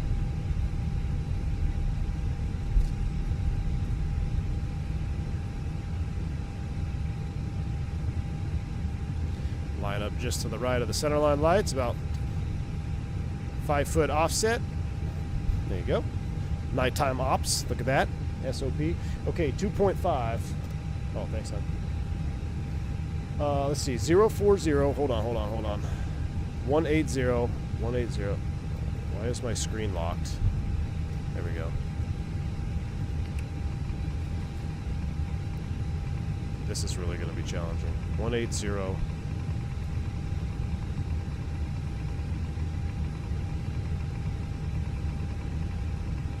There's someone landing right now. He'll probably clear us after this guy. 180, 2.5, left turn, 040. Hold short 13. Now that... Yeah, Southwest 1048, I got you, and I'm just waiting for this guy to move on the other side. Okay, I was checking it. You don't want to pull it. You don't want heading showing there. Yeah, I had a landing traffic. So I had heading in the FMA, you don't want that. Don't want to pull it. Delta 5658, make next flight whenever you're staying with me. So 180 is pre-selected. We're climb. That's what you want to see. American 357, wind 060 at 11, runway 13, clear for takeoff. 13, clear for takeoff, American 357. Yoga's in chat. Here we go. Spool them up 50. We'll actually do a static here as well. Southwest 1048, following departing traffic, cross runway 13 at Romeo. Auto thrust blue. All right, after departing traffic, clear to cross 13 of the Southwest 1048. Thrust set. Nice little crosswind there, blowing me to the left. 100 knots. V1. Rotate. 1048 upon crossing, contact ground 112.72. Positive. Right. Head over to ground on the other side, Southwest 1048.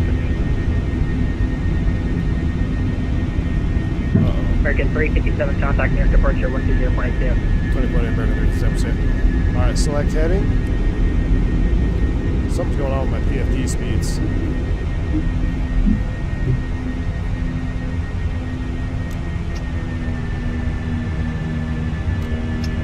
Thrust climb, open climb, auto thrust. There's 180. Why is my PFD doing that? See how choppy it is? Departure American 357 with 2,000, climbing 5 on Guardia 7. American 357, your departure, radar contact, climb maintain 6,000. Climb maintain 6,000, American 357. All right, there's 2.5. A couple things here we got to do. Left turn. American 215, contact 6,000. 8.7. Coming left to 040. We're going to leave flaps 1. There's a reason I'm doing this.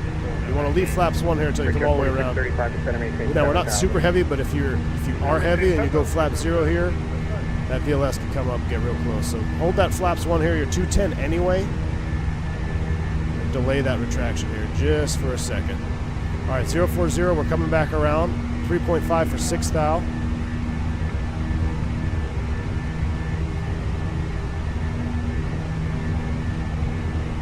No fly width on this one. There's too much going on. My PFD is freezing. I don't know what's going on with that. All right, here we go. Here comes 4,000 or 4,000, 040. Now we'll go manage speed. Roll that bank angle out. We're above retraction. Flap 0 after takeoff checklist. There we go. 5 for 6. 1 to go. Since there's nothing to see, let's go autopilot 1 on. And I don't have many FCU. So back to full screen cam. 5 for 6. Now remember, we're 4476, turn left heading 270. 250 until 11. So we're not going above 11. But if you were, 3 miles you would want to make sure you reselect Denji, at about 250 knots here. No, we're not getting ice. It's plus 18. Maintain 3,000 at 3,000. I thought we might have had like unreliable airspeed there for a second. Oh, let's look at the kitchen. Don't touch this week. Approach, good evening from FedEx 441 at Brand with information Oscar. FedEx 441 at New York approach. Thank you for Oscar. Expect the ILS runway 4 approach. Expecting the ILS runway 4 for FedEx 441. All right. I wonder if the pre-select did bug it, or like if the I don't know, Turk. I don't know. I'll have to try that again. All right, we're level 6,000 though. Things are looking good. 4476, climb and maintain 15,000. This is straight IMC. This is going to be pretty much the whole theory of tonight's flight. American 357, turn left heading 270. Left turn 270, American 357. Brickyard 4635, clear direct to Benji. Benji, so we're going to say 4635. American 4476, contact New York Center 125.32. 15.32. All right, 270, 250 on the speed. 357, continue the left turn, heading 180. Left turn all the way to around 180, American 357. I'm kind of shocked they're going to keep us at 8,000 the whole way. American 120, contact LaGuardia Tower 118.7, good night. Tower 18.7, American 120. We have to adjust that in our cruise perf too. So let's come down here, go to the next phase. Let's actually go to the Annette. Let's go here. I'm sorry, Prague page, jeez. 8,000, that's 800. 8,000 on the cruise. All right, we'll also come here and we'll go Philly. 357, contact New York departure 128.12. 2812, American 357. 2812. Yeah, I'm at 6, but we're going to 8. I had 20 in there. I guess that's a little aggressive.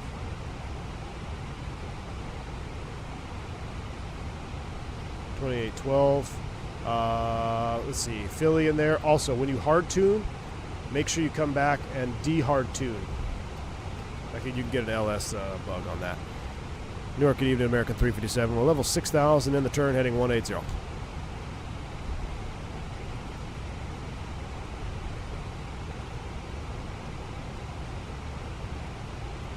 The wrong freak. That was the wrong freak.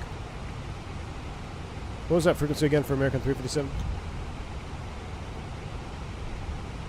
Right there, frequency again. What was that frequency again for American 357? American 357, 128.12. All right, we'll try them again. Ken, was that you calling?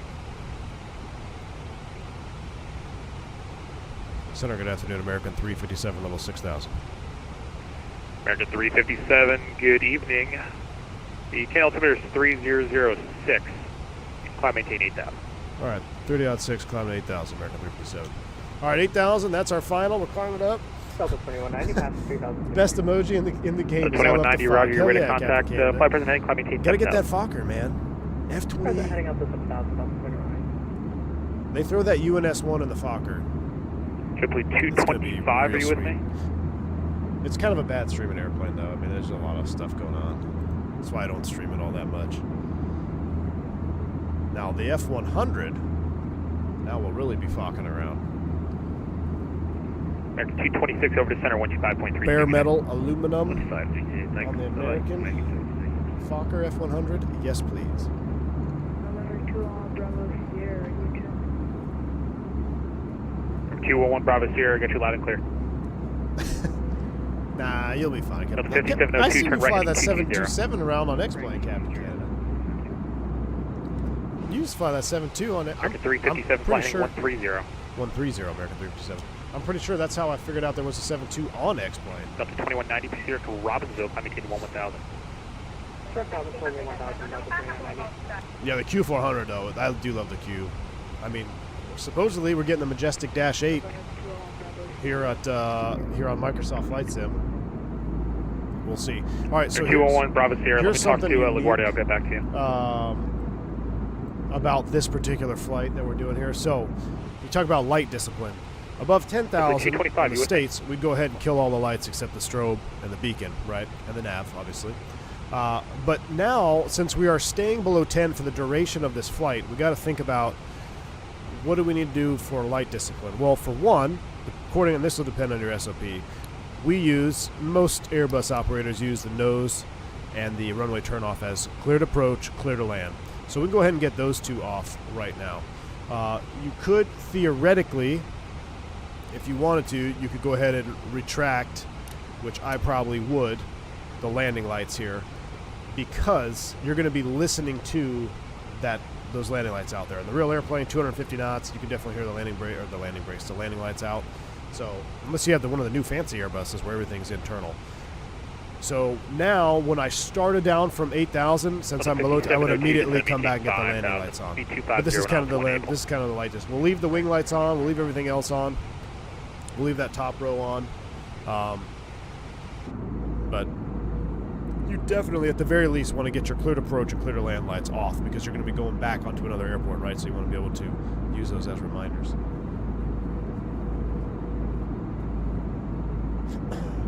Yeah, the Q4 220, we really need them. We do need them. We need a good RJ, man. I mean, I do love the Embraer. Turn right, 220. Right turn, 220, American 357. But I know because of the VNAV, contact near center, 125.3 flight.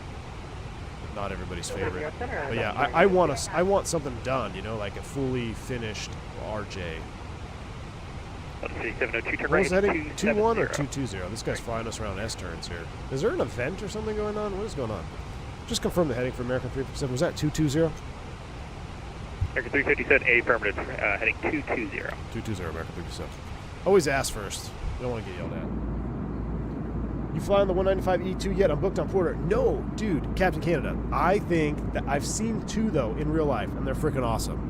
That 195 E2, I think, looks better than the 220. Now, if Catco's here, he flies a 220, he'll get mad at me. If Wingnut's here, he'll get mad at me. He flies a 220. But the 195 E2, it's if the 757 was a Neo in miniature size, that's what it is. It looks so cool with the raked winglets. There's no wing. There's actually no winglets, so raked wing tips. Big engines, skinny fuselage, and the Porter livery.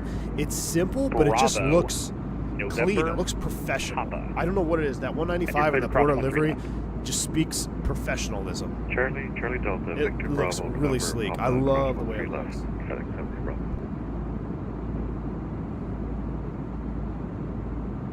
Matter of fact, the first time I saw it, I almost taxied into the wall in Lauderdale. I was like, what is that? But, 357 to right heading 250. All right, right turn, 250, American 357. Yeah, I love that 195 E2, man. I'd love to fly on one, just to see. I want to sit on that wing view. Hopefully, do you have a wing view seat? Man, I'm sure you will. Take some vids, post some shorts. I want to see that on takeoff. It's crazy Porter committed the 220 and Airbus couldn't fulfill their order, so they went with the E2s. Dude, I hope it works out for them, man. I really do. I hope it does. I hope maybe those E2s can start making a surge, because even the 220s, they're having issues with their geared turbofans. So, like, come on. I don't know what powers the E2, though. Is it not a Pratt? E2 smashes the 220 and looks 6. Hey, I agree, V2 plus 10. I agree. Wingview business class. Ooh. There we go. All right, well, I can't wait to see that from the inside. I bet it sounds pretty darn cool. Is it the Pratt & Whitney? Oh, it does have the Pratts. Okay, but here's the thing. All Pratts coming off the line now, though, don't have the issues that the ones that are out have. Talk to them now. They're a little bit busy right now. Because the order book, I mean, the problem is with Airbus on the Neos is the order book is so backlogged, right? So they have all these airplanes with all these engines that were already defected. The E2s probably don't have a backlog of orders, so if you order them now, you get new engines from Pratt that are not affected by the powder metal issue. So, hey, I would love to see, hell, I wish my airline would order some E2s, honestly. Because all the Pratts coming off the line now are supposedly fixed. Why do IE use EPR instead of N1 on the engine indication? Cytomic, it's just the way the airplane was designed. The only way to really know the thrust output of your engine is to measure pressure ratio. 201 Bravo Sierra. N1 can be, you could have negative N1, you wouldn't even know it. Now in flight, obviously, that doesn't make sense, but there are pluses and minuses to N1 and EPR. It's just the way it was designed.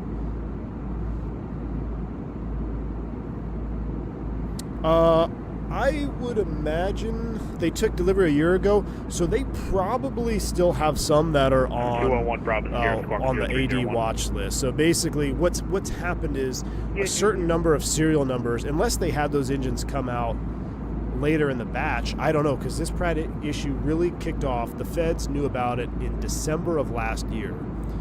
So if they knew about it in December of last year, pretty much anything that I think came online before then was probably going to be affected.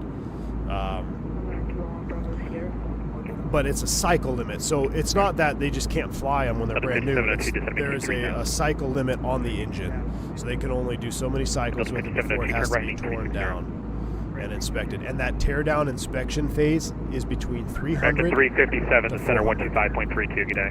2532. Good day, American 357. It's between 300 and 400 days to get the engine inspected. Isn't that wild? I mean, you might as well just build a new engine. 25, I thought he said 32. 25, 32? I'll try that.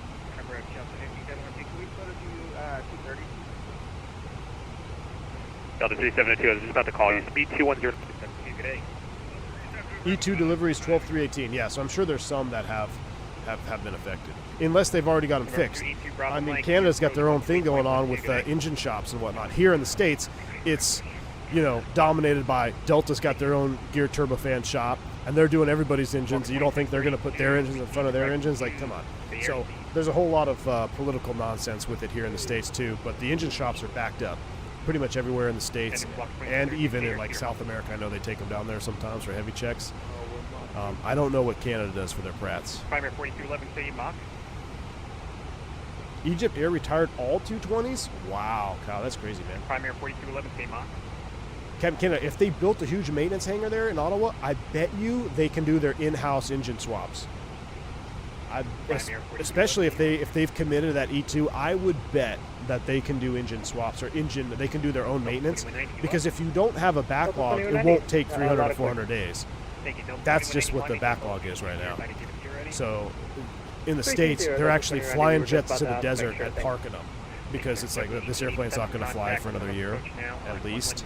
So, but if you have your own in-house maintenance, that's a huge benefit.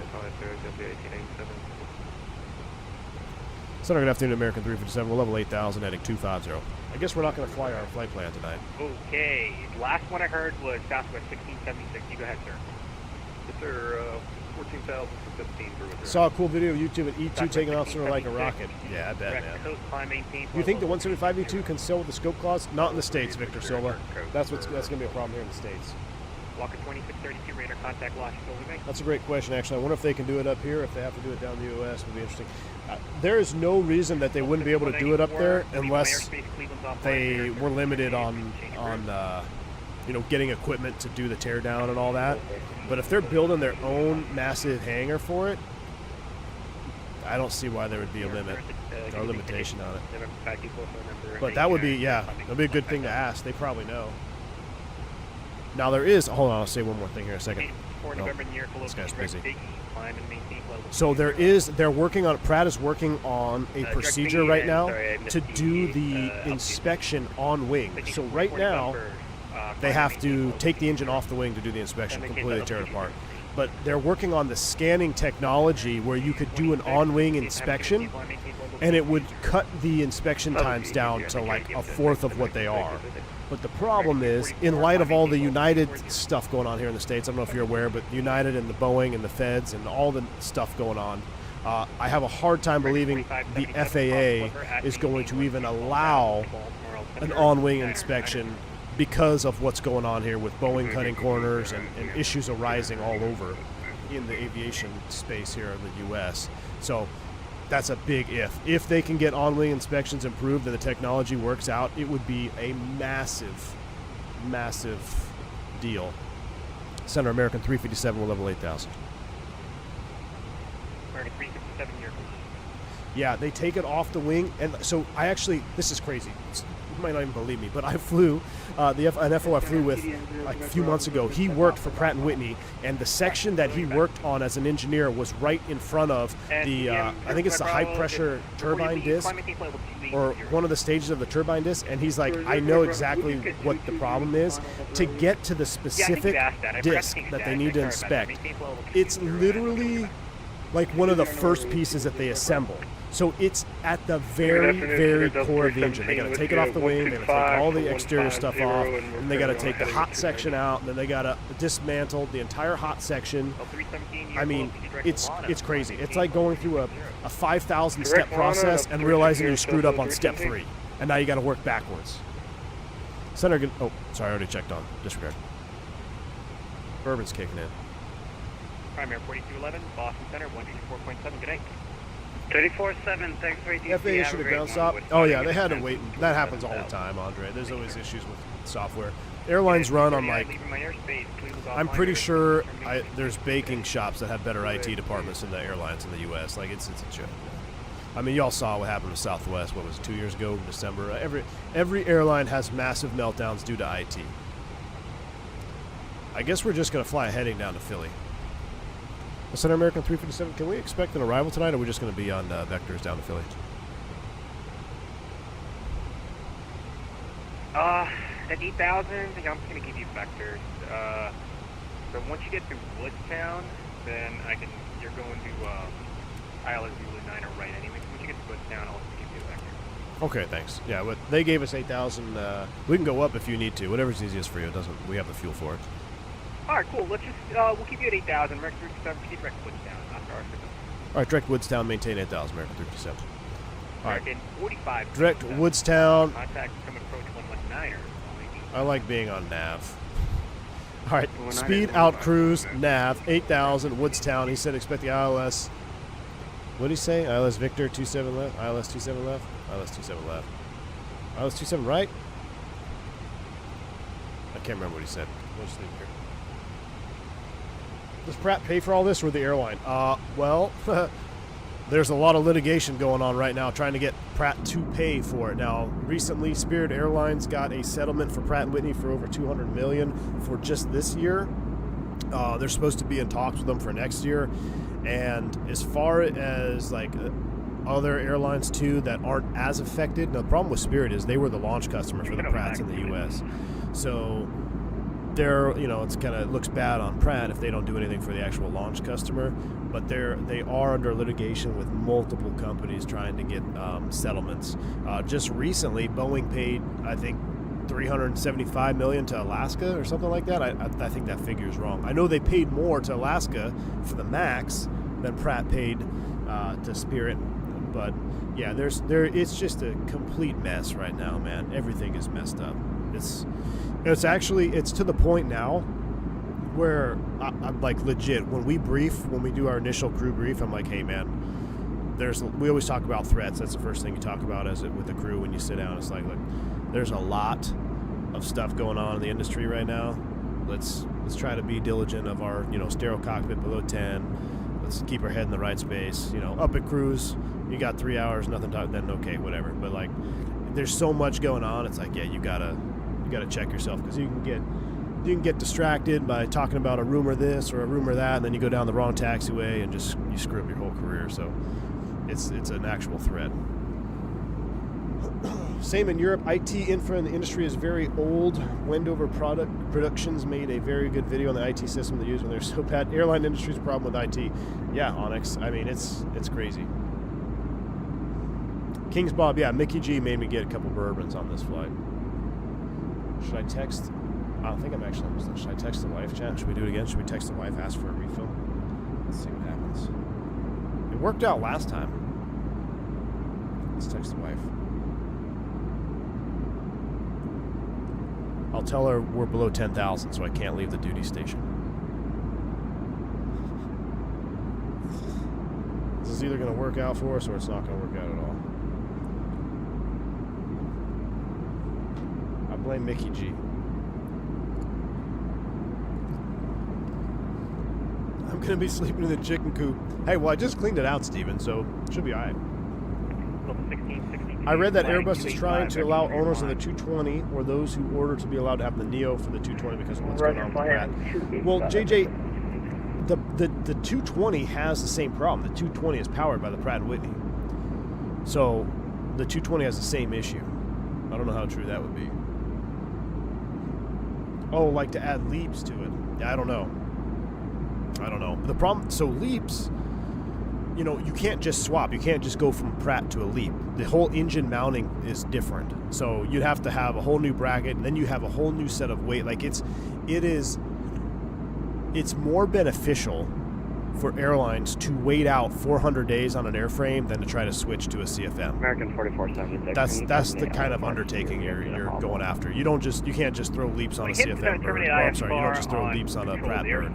There's a whole lot more that goes to it. The whole logic of the system is different. It can be done, but if airlines are willing to sit an airplane for 300 to 400 days because it's more cost beneficial to do that than to do a swap, yeah.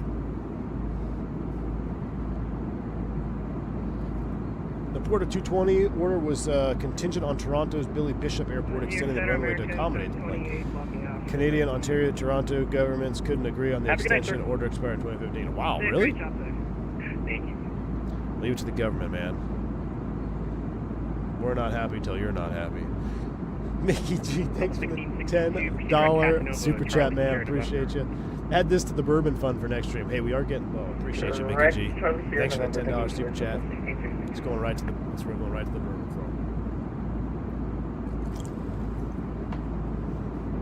fund. Didn't Pratt announce main facility in West Palm?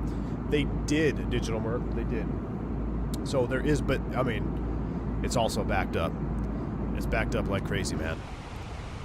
But if you're in Lauderdale, so if you ever are in Lauderdale, because Spirit Airlines is headquartered in Miramar, right? So if you're ever 357, depart Woodstown, heading 270, vector ILS Zulu 9 right approach. Depart Woodstown, heading 270. We'll expect ILS Zulu 9 right for American 357. All right, 270 on the heading. That's going to disappear before we get there. So we got to do something. We got to go next level. We're going to go 270 in this side, so I don't forget. And then he said 9 right. Expect vectors ILS. Wait, what? 9 left. Wait, what? And just confirm, you want the ILS 9 left for American 357? You can. There's nobody in Philly. You can take 9 left, but it's ILS Zulu 9 right. ILS Zulu 9 right. Thanks, American 357. That sounds better. Okay. Yeah, if you want either side, it's fine. There's nobody there. And I don't think I've ever landed on 9 left, so it would trip me out. I gotta stay with the right side, stay what I'm familiar with. Yeah. All right, Zulu 9 right. Approach via. Modena is fine. Well, that way we have the whole approach. We're not going to go to Modena, but we've got the whole approach loaded. Matter of fact, we can go ahead and delete Modena. Let me finish this stuff here. We should have done a longer flight, man. We got good vibes tonight, but we'll go here. We'll go do that. 317 radar contact lost. 270 is set there. Radar contact lost. That's never a good thing to hear. Somebody just ate the dirt. Let's do receive messages. Don't need that. Don't need that. Let's go weather request. And let's pull out Philly. What we got here? Boom, boom. Captain Canada dropping a $10 super chat, man. Appreciate you. Too kind, man. Appreciate you, Captain Canada. Bourbon Fun, thanks for all the great knowledge and info you provide. I know it means a lot to us simmers. Hey, Captain Canada, appreciate you, man. Very kind. Thank you for that $10 super chat. Yo, if you don't know already, make sure you check out Captain Canada. I feel like it's an insult to say that to Captain Canada because everyone here should know who Captain Canada is. But if you don't, please go check him out. I actually remember watching Captain Canada from the hotel room months, if not years, before I decided, well, definitely months before I even thought of becoming a content creator. Send and maintain 4,000 American 357. Did he say 4? I think he said 4. But yeah, man, I remember watching you streaming X-Plane 11, or yeah, X-Plane 11 was a new thing. Yep.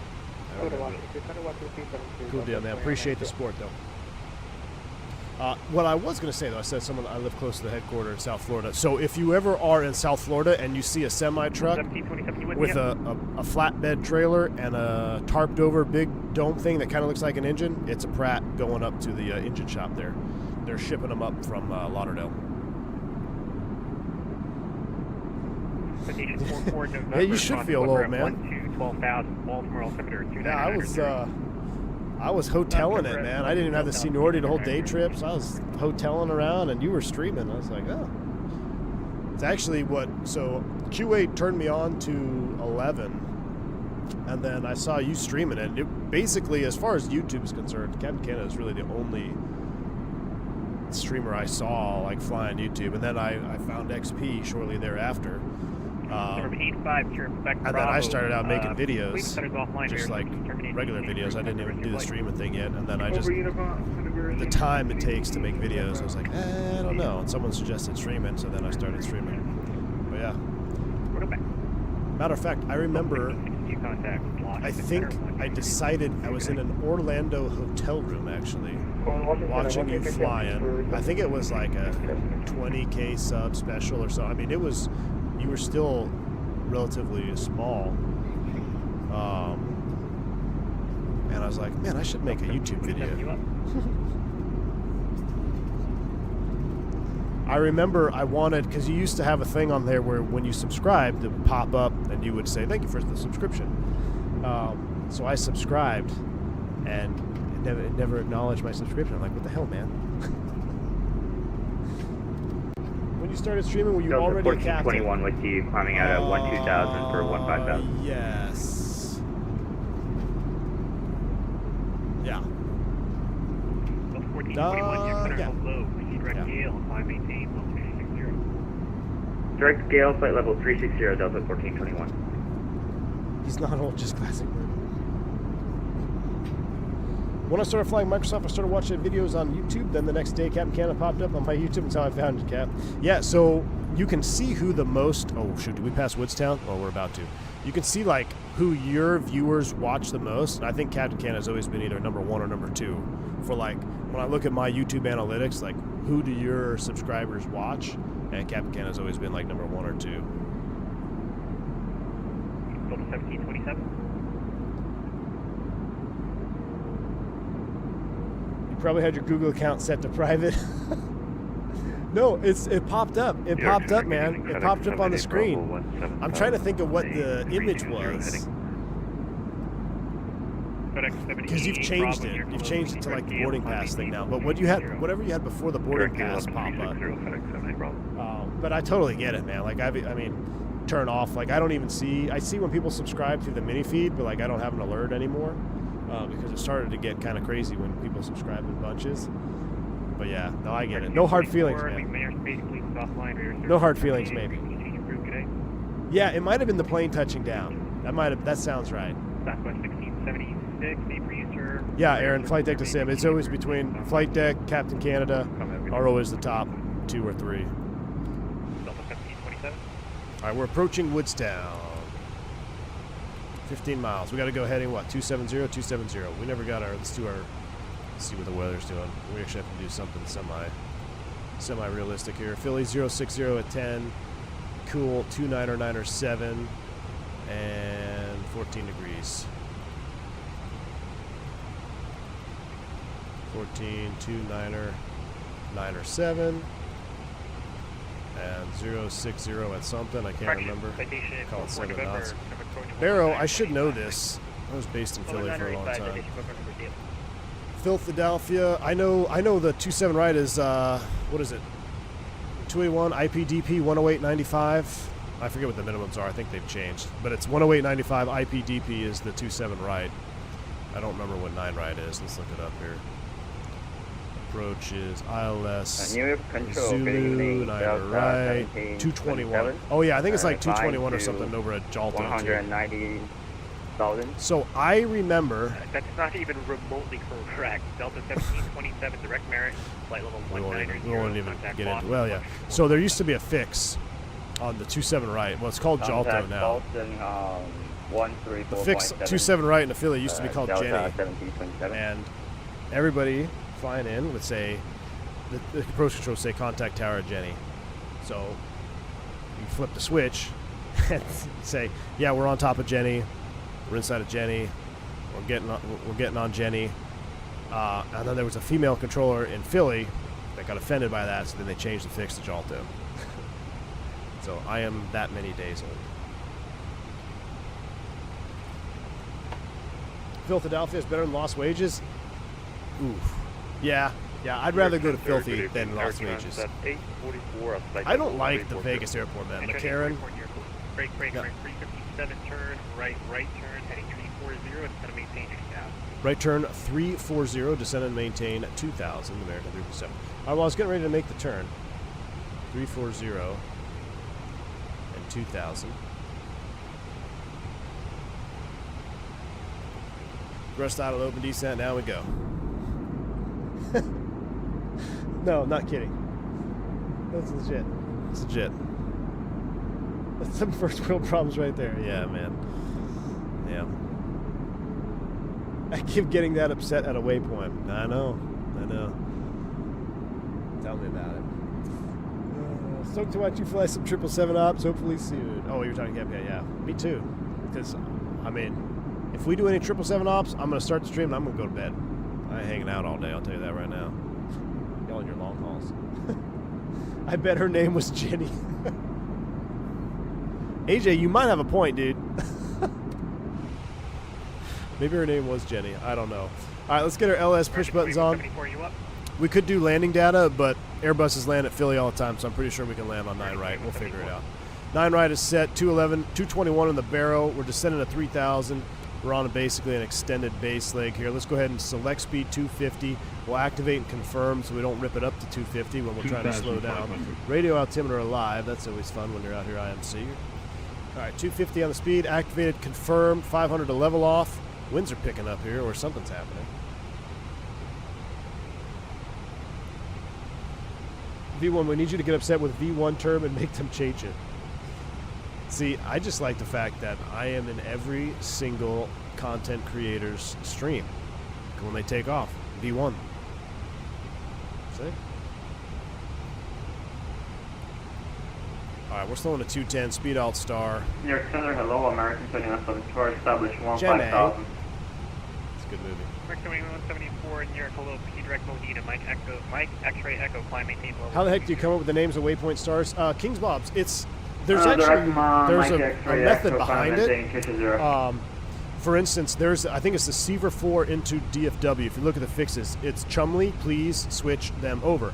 And I didn't know this until I had a controller in the on my flight, and he came up, we were talking, he's like, yeah, you know why it's called that? I'm like, no. He's like, well, the approach controller, his name was Chumley, and he would always forget to switch airplanes over on the frequency. So the approach controllers are trying to get the handoff from center from Chumley. So they ended up making the thing, Chumley, please switch them over.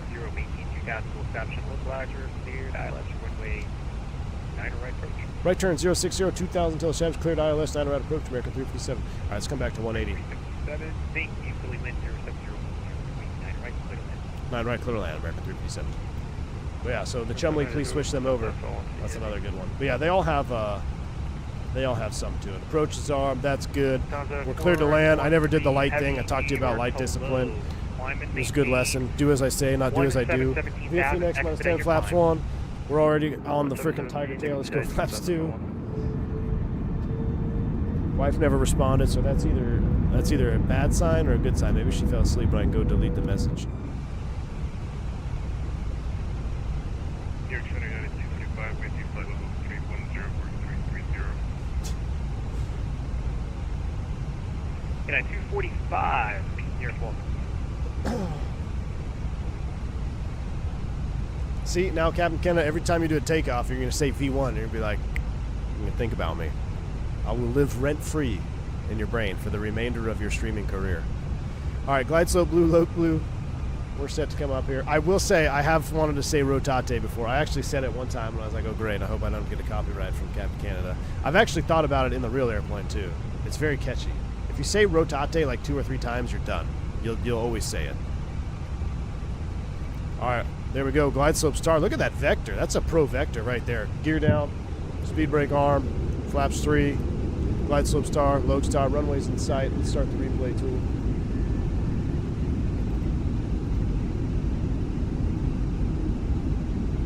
Phoenix -10 flaps full landing checklist.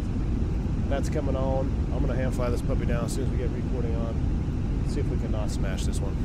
All right, replay's up, and we are recording. Autopilot's coming off. Auto throttle's coming off. Auto thrust, rather. Don't call it a throttle. Runway's in sight. Let's go. V1's affected my life because whenever I hear "see it" on the network, I say to myself, I gotta stop reading. I gotta stop reading the chat. We gotta land here. Contact Boston Center 134.7. You don't like the contrast, AJ? Here, let me help you out, buddy. There you go. You like that? Yeah. I'll help you out.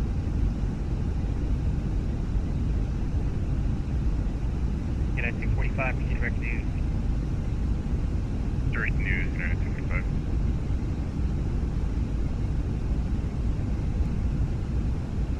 A little bit of a crosswind here. I wish I could see what my crosswind was, but AJ likes the dark contrast, so. Am I going to get the Windwing FCU? Nah, I'm going to stay with the Mini. I like the size of my Mini, honestly. I could see where people want a full-size one, but my Mini sits perfectly on my Bravo. I just don't really have the space for a full-size one. And I like the detail. The Mini FCU is like spot-on real thing. It's shrunk a little bit. The details in the Windwing aren't there, but also it's half the price, so... Like, if you've never stared at a real Airbus FCU, you probably wouldn't even know the difference. But I really like the details of the Mini FCU. I'm not going to change it, even though mine's not working tonight. But we found out why. 500. But I do like, and what I want to do is put my Mini FCU on an angle like the Windwing does, because I think that is pretty cool. Oh, no. She just brought another drink. Thanks, babe. Well, we're landing now. We're going to have to do a third leg. I'm just kidding. Wow, it worked out, chat. All right, let's not crash. 100 above. Hey, bottles at 280, We're going to butter it out because we want to land long so we can take the high speed. That's Sierra. 50, 40, 30, 20. Retard. Not yet, not yet. I want to go right down here. Ooh, I don't want to go that high. I want to catch this last stripe. 10. Right here. Right here. Right here. Boom. That's the one I want. Perfect. Let's do auto reverse. What do we got? 1.06. Much better than the Guardia. 1.06. Much better than the Guardia. 70 knots. See? This is why I wanted to take it right here. High speed. Dun, dun, dun, dun. American 101 Heavy is out of flight level 191 for 15,000. American 1101, you're trying to hold. Keep it rolling, go down to Harrisburg, altimeter 29 like Sierra 3, Sierra 2. Alright, descending to 10,000. American 101, advise when you have the weather at Harrisburg. Barely legal. Yeah, barely legal, but perfectly executed. I told you, AJ, before we flared, I said I want to land on the last stripe. We'll watch that replay. I guarantee you, AJ, I will bet you a Wing FCU that I touched down on that last stripe. If I didn't touch down on the last stripe, I'll buy you a Wing FCU. How's that? But if I did, you got to buy me a Wing FCU. And I'm going to pick it up in 2 weeks when I come to Mini. You want to take the bet? Let's take the bet right now, AJ. Transcon 844, 8444. It's right there. Tango Sierra Charlie 844. It was right there at the end. With me. Air Transcon 844. No bet. 844, contact Washington Center 133.72. 133.72, Air Transat 844. Alright, we'll show it here in November. New York Center, good evening, Lufthansa 422, heading 070, flight level 10 south. 2422 Heavy, New York Center, hello, speed direct American, climb maintain 17000.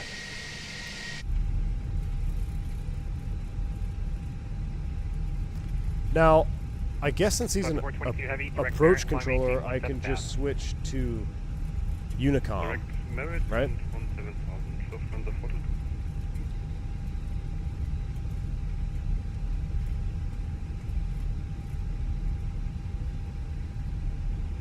There's no one online left. But I would be on Unicom right now, so we're clear left, we're clear right, we're crossing. Oh, he covers ground? What? American 1101, fly present heading, vector is ILS, runway 13 approach. Okay. I'm glad you Fly present heading, vector is ILS, runway 13 approach. Let's see. Let's center it up. We want to go over to Pizza Terminal. Aldo Lamberti Trattatoria, or whatever. It's right over here. And approach American 357, holding short of 9 or left on November. We're going to Charlie 24. Thank you. American 357, continue taxi via November, Juliet, cross 9 left at November. November, Juliet, cross 9 left at November, American 357. Thanks for the ATC. Thank you, sir. American 1101, still maintain 7,000. All right, clear left, clear to cross. And you say clear right, clear to cross. That's what I need. I need a clear right emoji. Because I would always say clear left, and then the first officer responds clear right. Or they say clear right, and I say clear right. 2174. That's it. We're getting a clear right emoji. Done. Toasty24, thank you for the 5 gifted memberships to the channel, man. Appreciate you. Bye-bye. Very, very kind. If you pick up a membership from Toasty, make sure you say thank you. Appreciate the support, man. Very, very kind. Let's get American GSX to park us. 2174 New York. Charlie, please have 24. Yeah, 24. No follow me required. American. Spin up the APU. Kill the taxi light into the ramp. Stow those. Center 133.72. Good night. 3372, 183 Tango, see ya. Alright, Charlie 24. American putting on 74. Sorry about that. I have misstepped the radio here. I think Charlie 24 is the gate where the ramper got arrested on the taxi in. I told y'all that story, right? I know, I don't remember exactly what gate. I'm pretty sure, I know for a fact it was facing this direction. So it could have been C24 or whatever, maybe the Bravo. But yeah, that's a story for a podcast. On the taxi in. Alright, American 2174 cross Clipper at 1 Freaking lead marshaller gets arrested. 39er, only in Philly. Only in Philly. Alright, now our marshaller is also inside the building, so that's not going to help us out. American 2174 affirmative, 2990. 2990 for... So we're going to have to do this on our own here. Our marshaller doesn't want to stand out in the rain, which is also realistic. Maybe GSX is going full realism here. It's raining, so we're not coming outside. And we're going to take it all the way to the 7-4 line. Ooh, that was right on the money, too. Brakes are set. APU is on. And let's go ahead and... American 1101 is going to maintain 4,000. Going down to 4,000, American 101. requested. United 245, contact Boston Center 134.7. Ladies and gentlemen, welcome to 130. Philadelphia.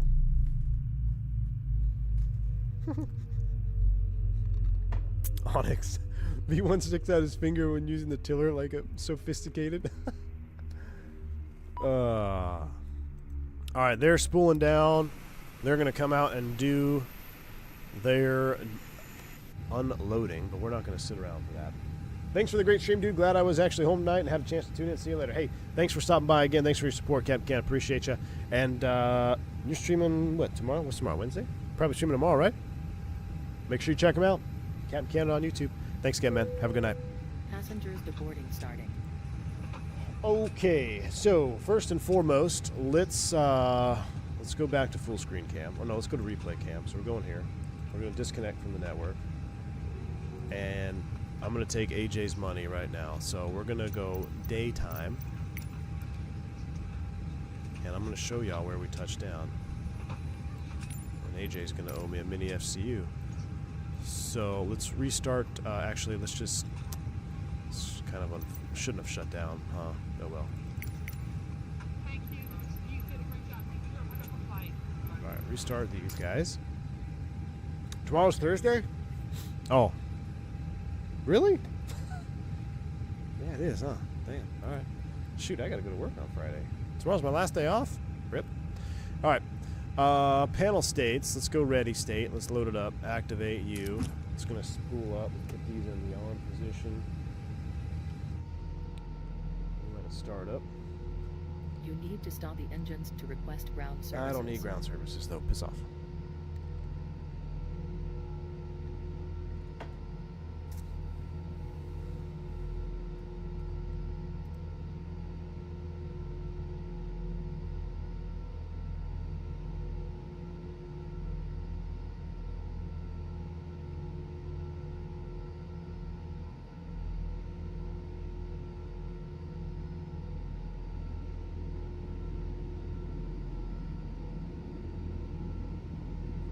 Alright.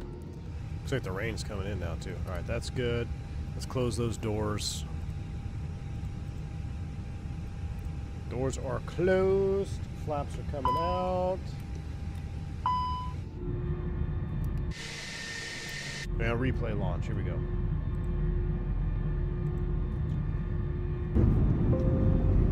Mini cockpit WASM module is not detected. Please restart MSFS after installing the WASM module. Do you want to select the community directory again? Yes, but I don't want to do that right now, so let's just leave that over there. No third leg, but we're gonna see where we touch down here. I'm gonna show you where we touch down.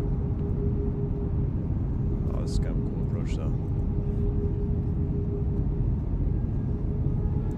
And then we gotta watch our LaGuardia landing too. There's the Boeing plant. That's cool. Apache plants down there. No third leg tonight. I was just kidding. But I do have an extra bourbon glass, but no third leg. I gotta wrap it up. Maybe go watch a movie. Maybe fly some King Air. Or some Turbine Duke. I don't know. Oh, oops, no. Never can't do that. $40 for a third leg. No, man. Appreciate you, though. Thank you. I need to recover, man. I've been recovering from a little sickness anyway.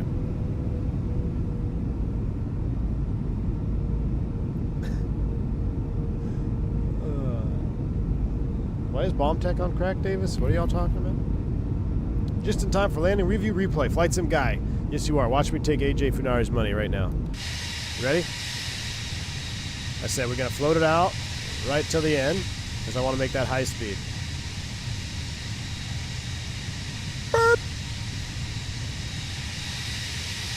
AJ. Where's the airplane? Is the airplane on the last runway, on the last touchdown zone stripe? I think it is. I think it's actually almost perfect. I mean, no, it could have gone a little bit further. I had plenty of room to go. I had like another half an airplane length to go before I was outside. Absolutely bang on. AJ, I'll expect that mini FCU, or that Wing FCU rather, on the 26th. All right? The main's armed. Just hooked up my shiny new Boeing yoke and throttle. Oh, nice, Bomb Tech. Dude, that's awesome, man. Dude, that Boeing yoke, you're going to absolutely love it, Bomb Tech. Take out the 737 first. It's so much fun, man. Enjoy it. Post the pics up. You're going to love it. Call on the field stands.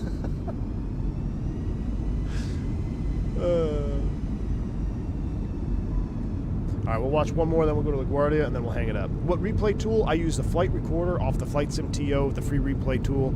I like this one because it gets most of the animations. The Fenix is one of the most picky in the replay animations, though. But I can still trigger them all. Like, watch here, I'll turn the park brake off. And we'll see all the animations here play out. And you can save. So, like, tonight, we did 2 legs, right? So I was able to save the LaGuardia landing and just stay in real time and do the turn. That's what I like about it. I don't do too many turn legs. Look at that. Spoilers come up, reversers out. Gotta love it. But yeah, we'll still be able to go back and watch the LaGuardia landing. That's the biggest plus for me. And, actually, the biggest plus, that's the second biggest. The first biggest is if the sim crashes, it will say it's saved. It's just a replay file. So, like you can see here, it's all the spoilers. Like the Fenix is the most finicky. Ironically, the 7.3, the PMDG is actually. There we go. Now I can float the spoilers down with the stick. The PMDG actually works really good with this replay tool. But yeah, if your sim crash, like if the sim crash right now, it doesn't matter. I still have the replay save, so I can relaunch the sim, reload the airplane, and watch it. Yeah, it's just called Flight Recorder.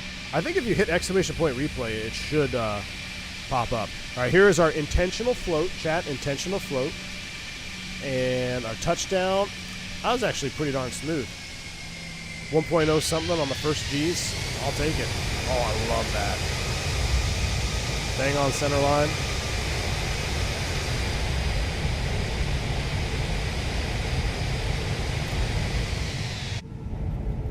Float it out. Gosh, the sim was so nice. I love the rain. Okay, let's go see LaGuardia. So check this out. What we're going to do is I'm going to stop the replay tool. So that's how we're going to set it. I'm going to stop the replay tool. I'm going to set the brake. Airplane's going to freak out. I'm going to put the spoilers down. All right. So now, with the spoilers down, I'm going to load the other replay. So I'm going to go load. Yeah, I don't want to save this one. And we'll go LaGuardia landing. Ooh, I have 2 of them. I'll take this one. Oh, we never saw the other one because the computer crashed. Remember that? All right, replay, execute. It's going to take a minute to load in. We need a compilation video called V1's Barely Legal Landings, Volume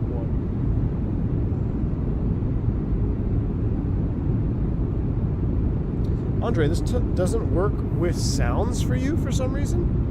Now, that is an interesting one, Andre. I haven't had that issue. That is very peculiar. I don't think I've ever had that issue. I'm sure you've tried the full reinstall, install. Huh.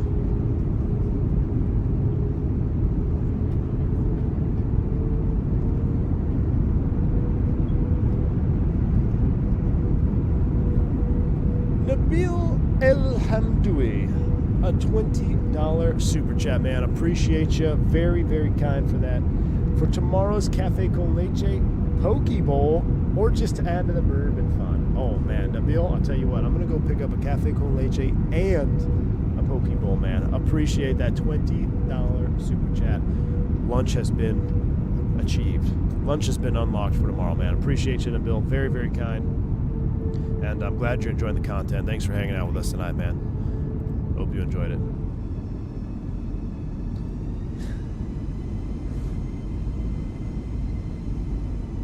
I mean, I hear sound, but it's not spool up, spool down. Oh, Andre. So, turn your auto thrust back on. If you had auto thrust on, now here's, if you did not have auto thrust on, it will just mimic what your actual hardware is doing. Does that make sense? And it only works in some planes it works flawlessly where you don't have to do anything. Like, I think the Fokker and a couple others were like, it will get your engine sounds matched perfectly. The Fenix is more finicky with that. But turn your auto thrust back on, put your thrust levers back in the climb detent. Try that. Here's the Guardia.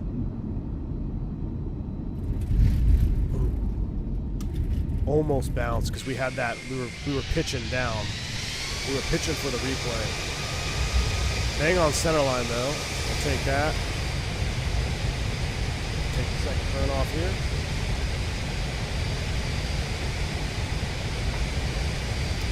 See, like me right now, I had to take the reversers out of full reverse there. And then I can stow them. Aviator Nick, 22 months of support. Appreciate you. Said, 2 years, where's the time gone? Only managed to catch parts of the stream. We'll be watching the replay afterward. Aviator Nick, well, thank you so much for tuning in. Appreciate the support. 22 months, 2 years. I think we're going to have to go down and do some Kiwi flying again in New Zealand in the Q400. What do you think? Since I'm a Q400 professional now, might have to. Oh, that actually wasn't hard at all, but we did hop it. We hopped it. We skipped it. Look, I'll show you every time. Let's watch this in slow-mo here. Let me wind it back. We'll go half speed. So I bet you'll see the airplane flaring as we impact. I'm gonna turn frame gen off. We're flaring, impact. Ever so slightly. We weren't in just a perfect flare and holding it. That's what drove the mains back up. So you got to be careful of that. That's that pitch rotation. We're pitching as we're impacting the ground. It wasn't hard. It was like a 1 point. What was the G? Do you guys remember on the actual landing? I think it was like a 1.2, which is what, actually in real life, 1.2 is not bad at all. So definitely, and we're right on the markers. Ooh. But it wasn't hard that bounced us. It was that rotation. Drove the mains down, got a little bit of a lift. And then we touched. I got to take it out of half speed. But that was it. All right, let's wind it back. You guys want to see it at night? I think at night would be cool. Take the reversers out. Let me put the auto thrust on. And let's wind the time down. Let's get sail going. And this is going to be it. You guys can enjoy this landing. As we go back to... are all the lights on? All the lights are on. Real time. It was actually like just ever so slightly sunset. It was like this. Alright.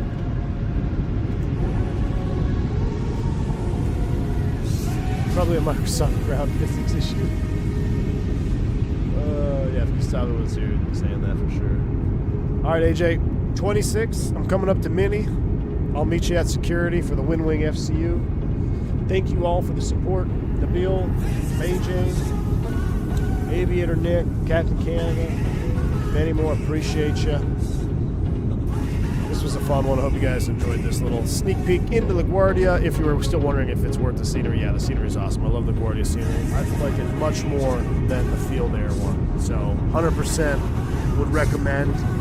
We did a little zoom around the terminal at the conclusion of the first flight if you want to check it out a little bit more. But with that said, I will probably be on tomorrow. Don't know what time yet. Maybe late afternoon.